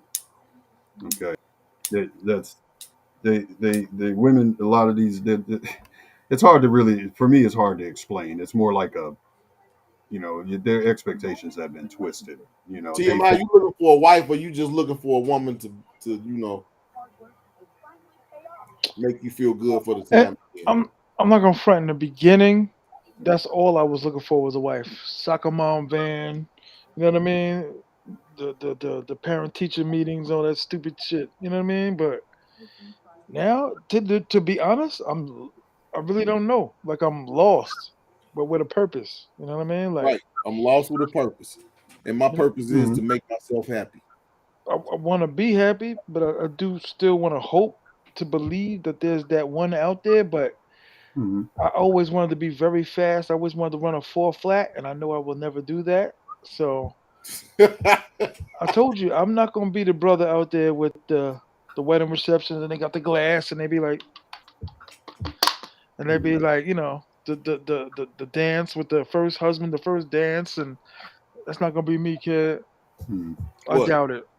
The justice of the peace? Now I'm talking about when the first dance of the bride and the groom and all of that. You know what I mean? The 60,000 that they spend on the wedding. Oh hell no, man. That was my direction. That was my goal in the That's a beginning. waste. That's a waste of money, man. You gotta put that money to something else, man. A woman that want that ain't even looking for them women that talk about they want a $20,000 ring, man. Facts. That's not even Those women that talk like that, the problem with them is they're not, what they want is a realistic, wedding. They want a wedding. They don't want a marriage. right? And the problem is here they're not taught what a Right. marriage. is. They know all about a wedding, but they don't Right. know what a marriage is, and that's what happened to my with me and my first wife. Okay, um, so women in other parts of the world, it's it's the opposite. Who's that? It's Yeah, buck, who's that? That look like buckwheat. That it's ain't buckwheat. buckwheat. Is that buckwheat? Yeah, it's buckwheat. Oh, okay. I just think that there's just been a role reversal, and I think that the role reversal was all with the Western society. And when you go outside of Western society, that role reversal isn't present. When I go to the Dominican Republic, when I go to the Caribbean, the Mhm. women are still women. Women ain't trying to be tough. Women ain't Facts. talking about they don't need a man. These women are talking about they want a man. I Yeah, need a man. that's because there's no war. See, there's no war on men outside the United States. Not really. There's no war on men. Right. Here is a war. It's like a war on men. I mean, you go all the way back to the TV sitcoms and stuff of the late '80s, and or the late '80s, early '90s and stuff. You know, things that I noticed, like even TV commercials and stuff. You always notice that they always try to make the man out to be the buffoon, and the woman, she's so smart and so clever and so intelligent and all this. That shit compounds, and Trying then to what put you them in end up. dresses. Got the They make Yeah, men the wearing black man. dresses. They make the black man out to be the buffoon. The white man ain't never the buffoon. Well, what Western culture has done is Western culture has convinced women not to respect men. Period. That's the problem. And I mean, and then what you get is you get the next generation of females. They grow up watching that same shit and listening to, and now you end up with the problems that you have now. Now, men, American men, and it's not just black men, of course. I mean, non-black men in America have been passport bros, if you will, for years. For years. The difference is we're doing it now too. Black American men are doing it now too. And that's only because now we have the resources, to be able to do it. More of us have the resources to be able to actually take advantage of opportunities elsewhere, seek Right, opportunities right, elsewhere. And we're doing it. And now the women, are like pissed off at us right. because Just we're like, supposed because to, just like we come we're from, supposed just like we're the first generation of people that were bust. Like we got bust out of our neighborhoods to go to schools to make the stuff even. We're the first. I think that we we make way more money than our fathers made exactly. for the amount of for what we do. We make way more, and that's the byproduct of us being the first bus students. So it's like a lot of things that we do. We're always the first to do it as a group of men, Mm-hmm. and that's the same thing what you're saying about the passport bros. The reason it's crazy now is because black men are going abroad and taking all these women. Well, I mean, our um, society here in America is not accustomed to black men exercising their options. Hell, they're not even accustomed to black men knowing what the hell their options actually are. That's why when you get one or two of us, a handful of us, that actually say, uh, fuck you, I don't have to do that. I'm going to go do this. Oh my God. Then it makes national news because they always looking at us all damn time. And I think really this is it more than anything else. Is brothers, that's why it's such a big thing now across the interwebs and shit. That But brothers are actually exercising their options. I mean, I I think mean, brothers have. I think TMI. Look at TMI right there. That's an example. He's exercising his options, but he's doing it, and I'm pretty sure I'm older than him, but he's doing it as a young man. I just I wish the tried fuck. to do it their way. I swear to God, I tried to do it their way, man. The eHarmony, the matching, the trying to get hooked up with my cousin's well, not fraternity, sorority sister who I didn't like, wasn't attracted to. I tried it all, brother. I've Hmm. tried all of that. Everybody be like, well, maybe it's because you was fat. I lost weight like 4 different times in my life. One with surgery, the other Hmm. three on my own. That didn't work because I didn't Hmm. have enough money, didn't have the Hmm. right job. I lost the weight, but I didn't have enough money for the job. Mm-hmm. Then I Mm-hmm. got the better job. Then I needed the better car because I'm pulling up to the club Mm-hmm. in a Buick. Mm-hmm. So then I Mm-hmm. had to get the expedition. But then that's when the money went back down because I had the payments. Mm-hmm. Mm-hmm. So it was So it's like always you something. said, man. Yeah. And I understand exactly where you're coming from, TMI, man. And then on top of that, they coming back with me to my mama's house in the basement. Mm-hmm. Yeah. Regardless if I had privacy or the whole house to myself, it didn't matter. It wasn't my house. Right. So it's Exactly. too many choices, too many. It's like you going out to dinner and you had a job interview. Right. So what Right. you do with this? What you do that? You still live at home? Damn, you still live at home? Right. Right. And that goes back to expectations. That's Right. what I mean. Why, women expect men to have, they expect men to have resources available to them. The only problem is in America, those Woo! expectations are ridiculous. You know. Now, of course, and that's just how it is. You know, um, you go to another culture, you go outside the United States, another culture. Let's say Asia, for example, they like fat dudes. Mhm. You know what that means? Because they say, "Oh, he a fat dude. That means he can feed himself. That means he got enough money to buy food with. That means he's healthy." Believe it or not, being overweight, being a big dude doesn't bother them. You know what I'm saying? Being older. That's how you see all these old white dudes going to Thailand and Southeast Asia and stuff like that and getting women half their age. The reason is because the women, they look at more than just what's on the surface. They look at, as long as he's a good person and all that kind of stuff, but they expect provision. Mhm. And there's nothing wrong with that. They're fucking supposed to. They're fucking supposed to. But in my opinion, the women here, they expect provision too. So all women around the world. The problem here, it's been warped and twisted. That's the problem. See, So what is that's it? the What is problem. a That's man's expect? What does a man expect? I mean, me, I just expect a woman to be supportive and be next to me. Be good. well, number But you can't one. even find that now. Just give me a chance. You know what I mean? I just want like damn. Well, the women I've noticed that the women not that I've met every woman in every country and I've been all over. I'm getting this from my own experiences mixed in with the experiences of other guys. Because, like I was saying way back before, after my first divorce, when I was trying to figure this all out and what to do next and all this other kind of stuff, I talked to a lot of guys who were already living outside the United States or were already traveling outside the United States to various countries around the world. And they were telling me, how the women are. And it seemed like the common denominator was, yeah, they got expectations. They don't want no broke, bust, dusty. They don't want that. But their expectations are reasonable. They want a guy who can basically provide, which is nothing new. That's what we've always done. Mhm. That's what we've always been expected to do.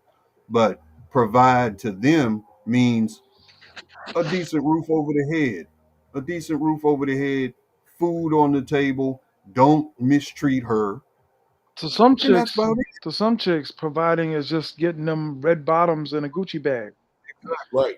That's not Exactly. That's providing. exactly That what ain't providing. That's some extra. that's exactly what I'm talking That's about. You excellence. know, and I mean, Mass asked the question, well, what does the man provide? Or what are the expectations of a man?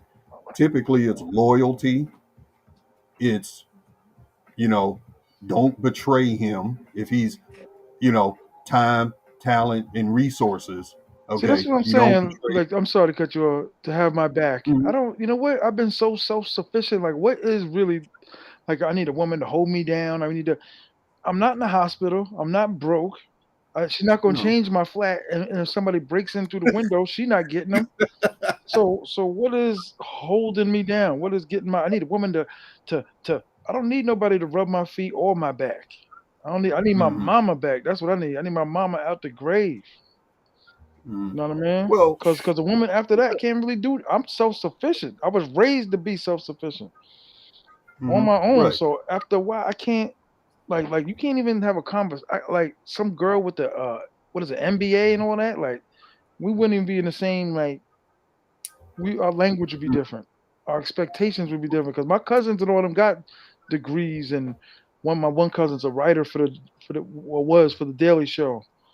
So I be in, around the parties with these sophisticated women, the Latin women. They worse than white girls. They don't want to. I don't know what they saying. They can't. Mm-hmm. Then you get drunk and play around and grab the booty, and they look at you like they about to call the cops. Like, damn, the white girl let me grab the booty. Sister's about to call the police. So TMI, What up? you've been a big dude. You've been a big dude all your life. When you Burgers was and when you burgers and was chips. when you was working in the music industry, even though you was a big dude, you still got women. So Yeah, what? but I was finagling though. That was like So do you broken think that was? promises and all that. You know what So I did mean? you think the women was messing with you because of the situation? You was in a good situation when you was in the music industry. No, no, let's slow it down. It wasn't like I had them by the barrel loads. Okay, I mean, I'm just saying. it was still a struggle. But what I'm saying is the one, to see the nice African American woman with the nice bag and the white shoes and got her Beamer keys and I'm sorry, no key, and just walk in and be like, hey, hello, how are you? Hey, sister. We went. Listen, we was one time in Manhattan around 2003, like 11, 12 gorgeous black women walking on the block. How y'all sisters doing tonight? Hey, how y'all sister doing? Hey, Queen, how y'all sister doing tonight? They all walked by to say a fucking word. I said, you stupid bitch. I said, da, da, da, da. So all of them turned around. I said, you see, I gotta call y'all out y'all names to get to pay attention to me. I was bigger than too. I was like, now if I want to call you a stupid bitch, none of y'all would have turned around. All of y'all turned around and call you queens and sisters and beautiful. Y'all just walk right past me. Oh, you know what I mean? So I was like, you stupid bitch. Fuck you, fuck. I said, yeah, now you recognize me. Mm-hmm. Now I'm a human being again. Mm-hmm. And You know what I'm saying? yeah, yeah, and it's a shame that you even have to do that. But it was a valid point that these sisters, once they get these degrees, a Yeah. realtor, I say this, a realtor wants a realtor, a doctor wants a doctor, a lawyer wants a lawyer. You know what I'm saying? Like, you don't never see no brother You on no. can't say that. You can't say that just because you ain't got no degree, you can't get a good woman, though, man. Yeah. I'm not even like I don't, bro. Do you know where to go look for them? Because I don't. Well, I mean, Shit, I can't find no good woman. I got a degree, man. What is you talking about? let's see. It depends on the mindset. I mean, Western women, yeah, a doctor want a doctor, a lawyer want a lawyer, this and that. But that's because that's because he's expecting. It's because of the expectations, in my opinion. If you were to get, that's the reason why I guess you could say a man could go, a man could go into McDonald's, right, and pull the girl from behind the counter. Hmm. Okay, marry her, everything. She take care of him till he's dead. Everything good. Have a family, all that kind of stuff. A woman is not going to do that Hmm. the other way around. It's just not going to work that way because they're not geared that way. When you go outside the country, I notice a lot of women in foreign countries and stuff. Yeah, they want provision. They want somebody that can handle things, can do things. But again, it's not unrealistic expectations. And if you are some kind of big time rich guy, well then great, you know. But those kind of men who have resources, who have uh, who can handle things, right? They don't want somebody who's going to be competing with them. They don't want somebody who's gonna say, "Well, I make just as much money as he do. Why the hell I got to listen to him?" Right. See, the women in other parts of the world, they understand that a man is expected to do a particular job, and the men in those other countries understand that women are supposed to do a particular job. Here, everybody, okay. Here it is right here. Friend of mine, she's Malaysian. Okay, and we talked about this. This was way back, and we were talking about this because I was trying to figure things out. And I know she's from another country, so I started thinking, maybe I'll start looking outside the United States. So I'm talking to her about we've known each other for a long time, nothing going on, just like that. And I was explaining to her the plight of the Western man, and she started laughing. She said, listen, in her country, the attitude is this: women look at it this way. Whatever the man is good at, whatever he's good at, things that men are good at, then let the men do it.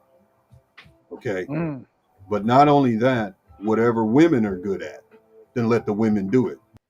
The men understand that. The women understand that. And not only that, they both understand that the man is the backbone of the family.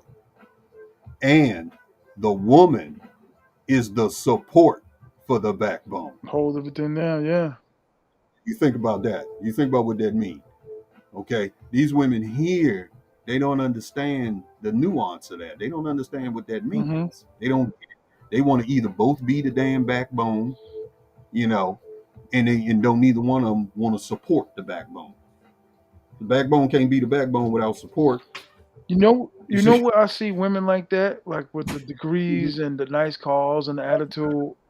When Mhm. I'm at the outlet, like a big outlet by my house, and at Yeah. the Louis store, at the Prada store, at the Rolly for the man or whatever, the Jordan store, all of that in order. Louis, Hmm. Prada, Jordans. You know what I mean? Like, and that's where you see them. That's where you try to get, talk, and you know what I'm saying. It's Hmm. the kids got on $1,000 outfit. You know what I'm saying? That's where you see them at. Okay. You know what I'm saying? So either they married or they, like I said, they just ain't got no time, man. Hmm. And it's like, it's not. I ain't gonna say it's frustrating because my attitude is like, go on, go Hmm. ahead. You know what I'm saying? Right.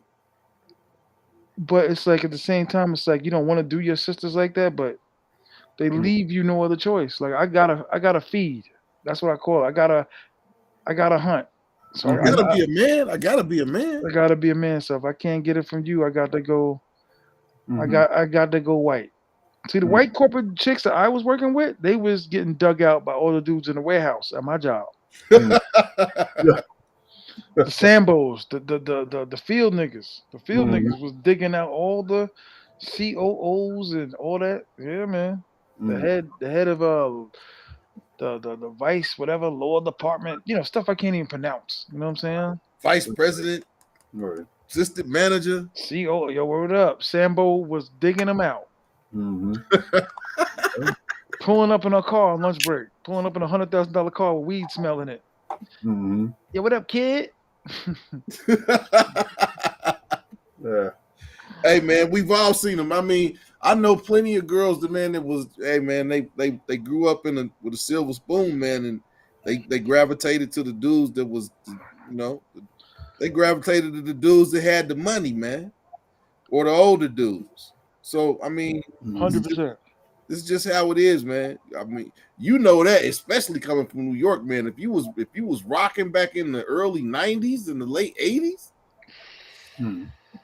You yeah, man. wasn't 20% listening. 20% of the men make 80% of the babies. Yeah. Because all of the women here anyway are chasing the same type of guy. They all chasing the same guy. Right. 100%. Yeah. 100%. Right. Michael B. They all chasing, Jordan. right. I want somebody gonna be a doctor or a lawyer. That's how the hustlers. They was getting dug out by hustlers too. They had money. Yeah. Yeah, of The course. drug dealers had a shot, but not the dude at the Right. warehouse. Right. Exactly. Hey And man, I see it every day, man. You'll see people from other countries, and there'll be a man and his girlfriend, or a girl and her boyfriend, and they'll be on public transportation together. Ain't mhm. no black girl gonna ride the bus with you or the train. Ain't no black girl gonna do none of that, I man. used to I used to walk around to the other side of my block where there was less people that could see you taking a bus and this is when my car used to be in the shop where I had no choice to get to work. So no matter what you told them, no matter what it was just like, look at this broke nigga at the bus stop. You know what I Hey mean? man, I didn't heard that plenty of. Hey man, yeah man. One thing I do know, man, you ain't had no car, man. You really wasn't getting no play. Well, not at all. You really But wasn't. these are thoughts that are just long gone of the past, brother. That's in my old school days, like Spike Lee. Word out. Yeah, A I'm out. record. I'm out, dog. I'm You gone? Okay, trying to stay brother. awake. I'm gonna be back on the next show, brother. Good meeting you, brother. Hey man, I appreciate you coming on, TMI, man. I'm gonna holler at you tomorrow, bro. Yo, bro, you know, anytime, man. I love the show. I love y'all, man. Good meeting you, brother. I'll see you again. Yeah, you too. You All too. right. All right. Stan the man. Yeah. Man, Oh you man, always come. Whenever you come through, man, you enlighten. I got a big mouth. Oh man, I it ain't don't got know nothing, what I no don't know man, nothing. it ain't got nothing to do with that, man. But you know, man, I'm just messing with you, man, because I'm opinionated. somebody gotta have a somebody gotta, even if I agree with everything you say, man, somebody gotta have a different opinion, man, to push the narrative. Well, yeah. I mean, it's fun to debate. I like to talk about stuff. Yeah, man, that's what we do, man. We have conversations. Yeah, these are the thing about mass appeal, your weekend gardeners, Stan, Marshall, the two Aries, is that we're not afraid to be wrong. Nah, everybody wrong. Everybody wrong. That's You what know. this is all about. There's no right answer. Right. And the only way that we can get to the right answers is by engaging like-minded people that think. Exactly. We're just put, we're just putting out we're just putting our thoughts out here for you to engage with us, even though you don't have to show your face or anything. We're putting ourselves out there to Yeah. express our opinions, and we're expressing our opinions because we want y'all to engage with us. If we say something that you think is crazy, put it Yeah. in the comments. Yeah. Throw it in there.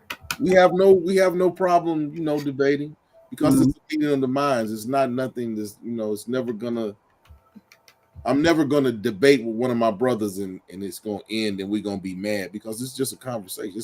It's a meeting of the minds. Mhm. You can never get mad about that because iron sharpens iron. And the only way that I can learn is to engage people that I feel have either the same aptitude I have or more aptitude than I have because I'm trying to grow. Mhm. Mhm. It's just Black Money, man. You already know, man. Black Money been dropping the dimes in the comment section, man. But yeah, black people, we've got to get our stuff together.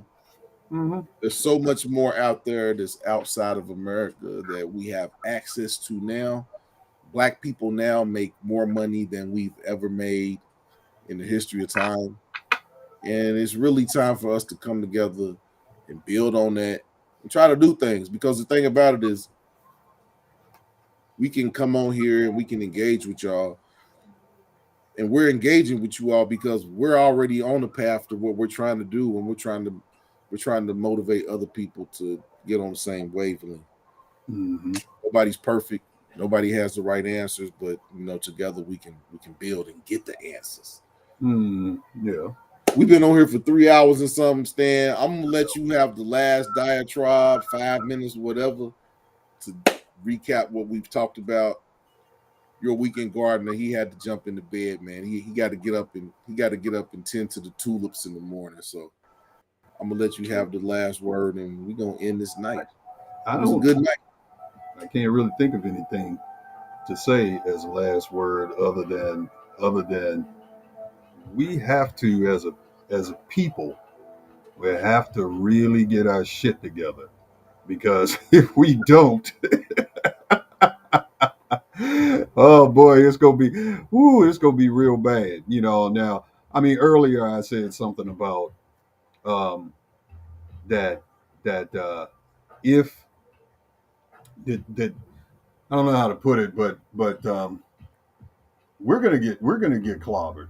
We're gonna get clobbered, but there's no reason to be not from a fear thing, but we have to think about the future, and you know, you can kind of look at it like, I mean, some people would look at it and say, they're not afraid of what's about to happen to the United States and this and that, and I get that. I mean, I'm not afraid either Right, right, because right, right. I look at it like, hey, what can they do to us that they haven't already done, um, to start with? Not So too much. well, I mean, so that's what I mean when I say that. we'll be all right.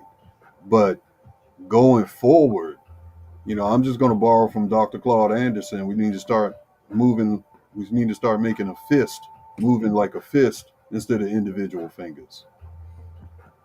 And that was I mean, really, we're talking about what should Black Americans do, but basically the purpose of our conversation is to understand that Yeah, we are greater as a multitude as we are as a bunch of individuals.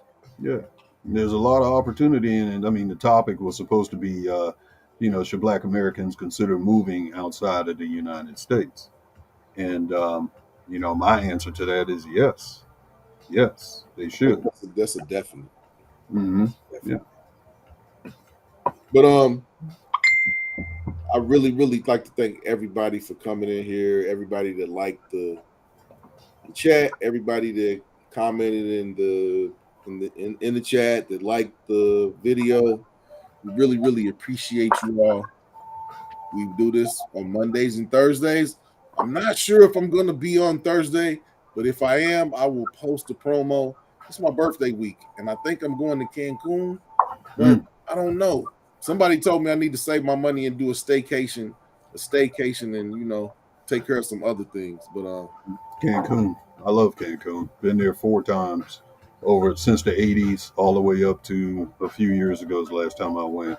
Love that place. the ticket prices right now is outrageous. It was last week it was 267 for a round trip. This week it went up to like 360, but I mean still $360 for a round trip That's ticket still to not bad. Cancun. I mean, you really can't beat that. So Can't I beat may be in Cancun. Even if I go to Cancun, I'm still gonna do it live. But that. yeah, I appreciate each and every one of you all that came on here and watched us tonight. We'll be back Thursday. Mm-hmm. Peace. Peace.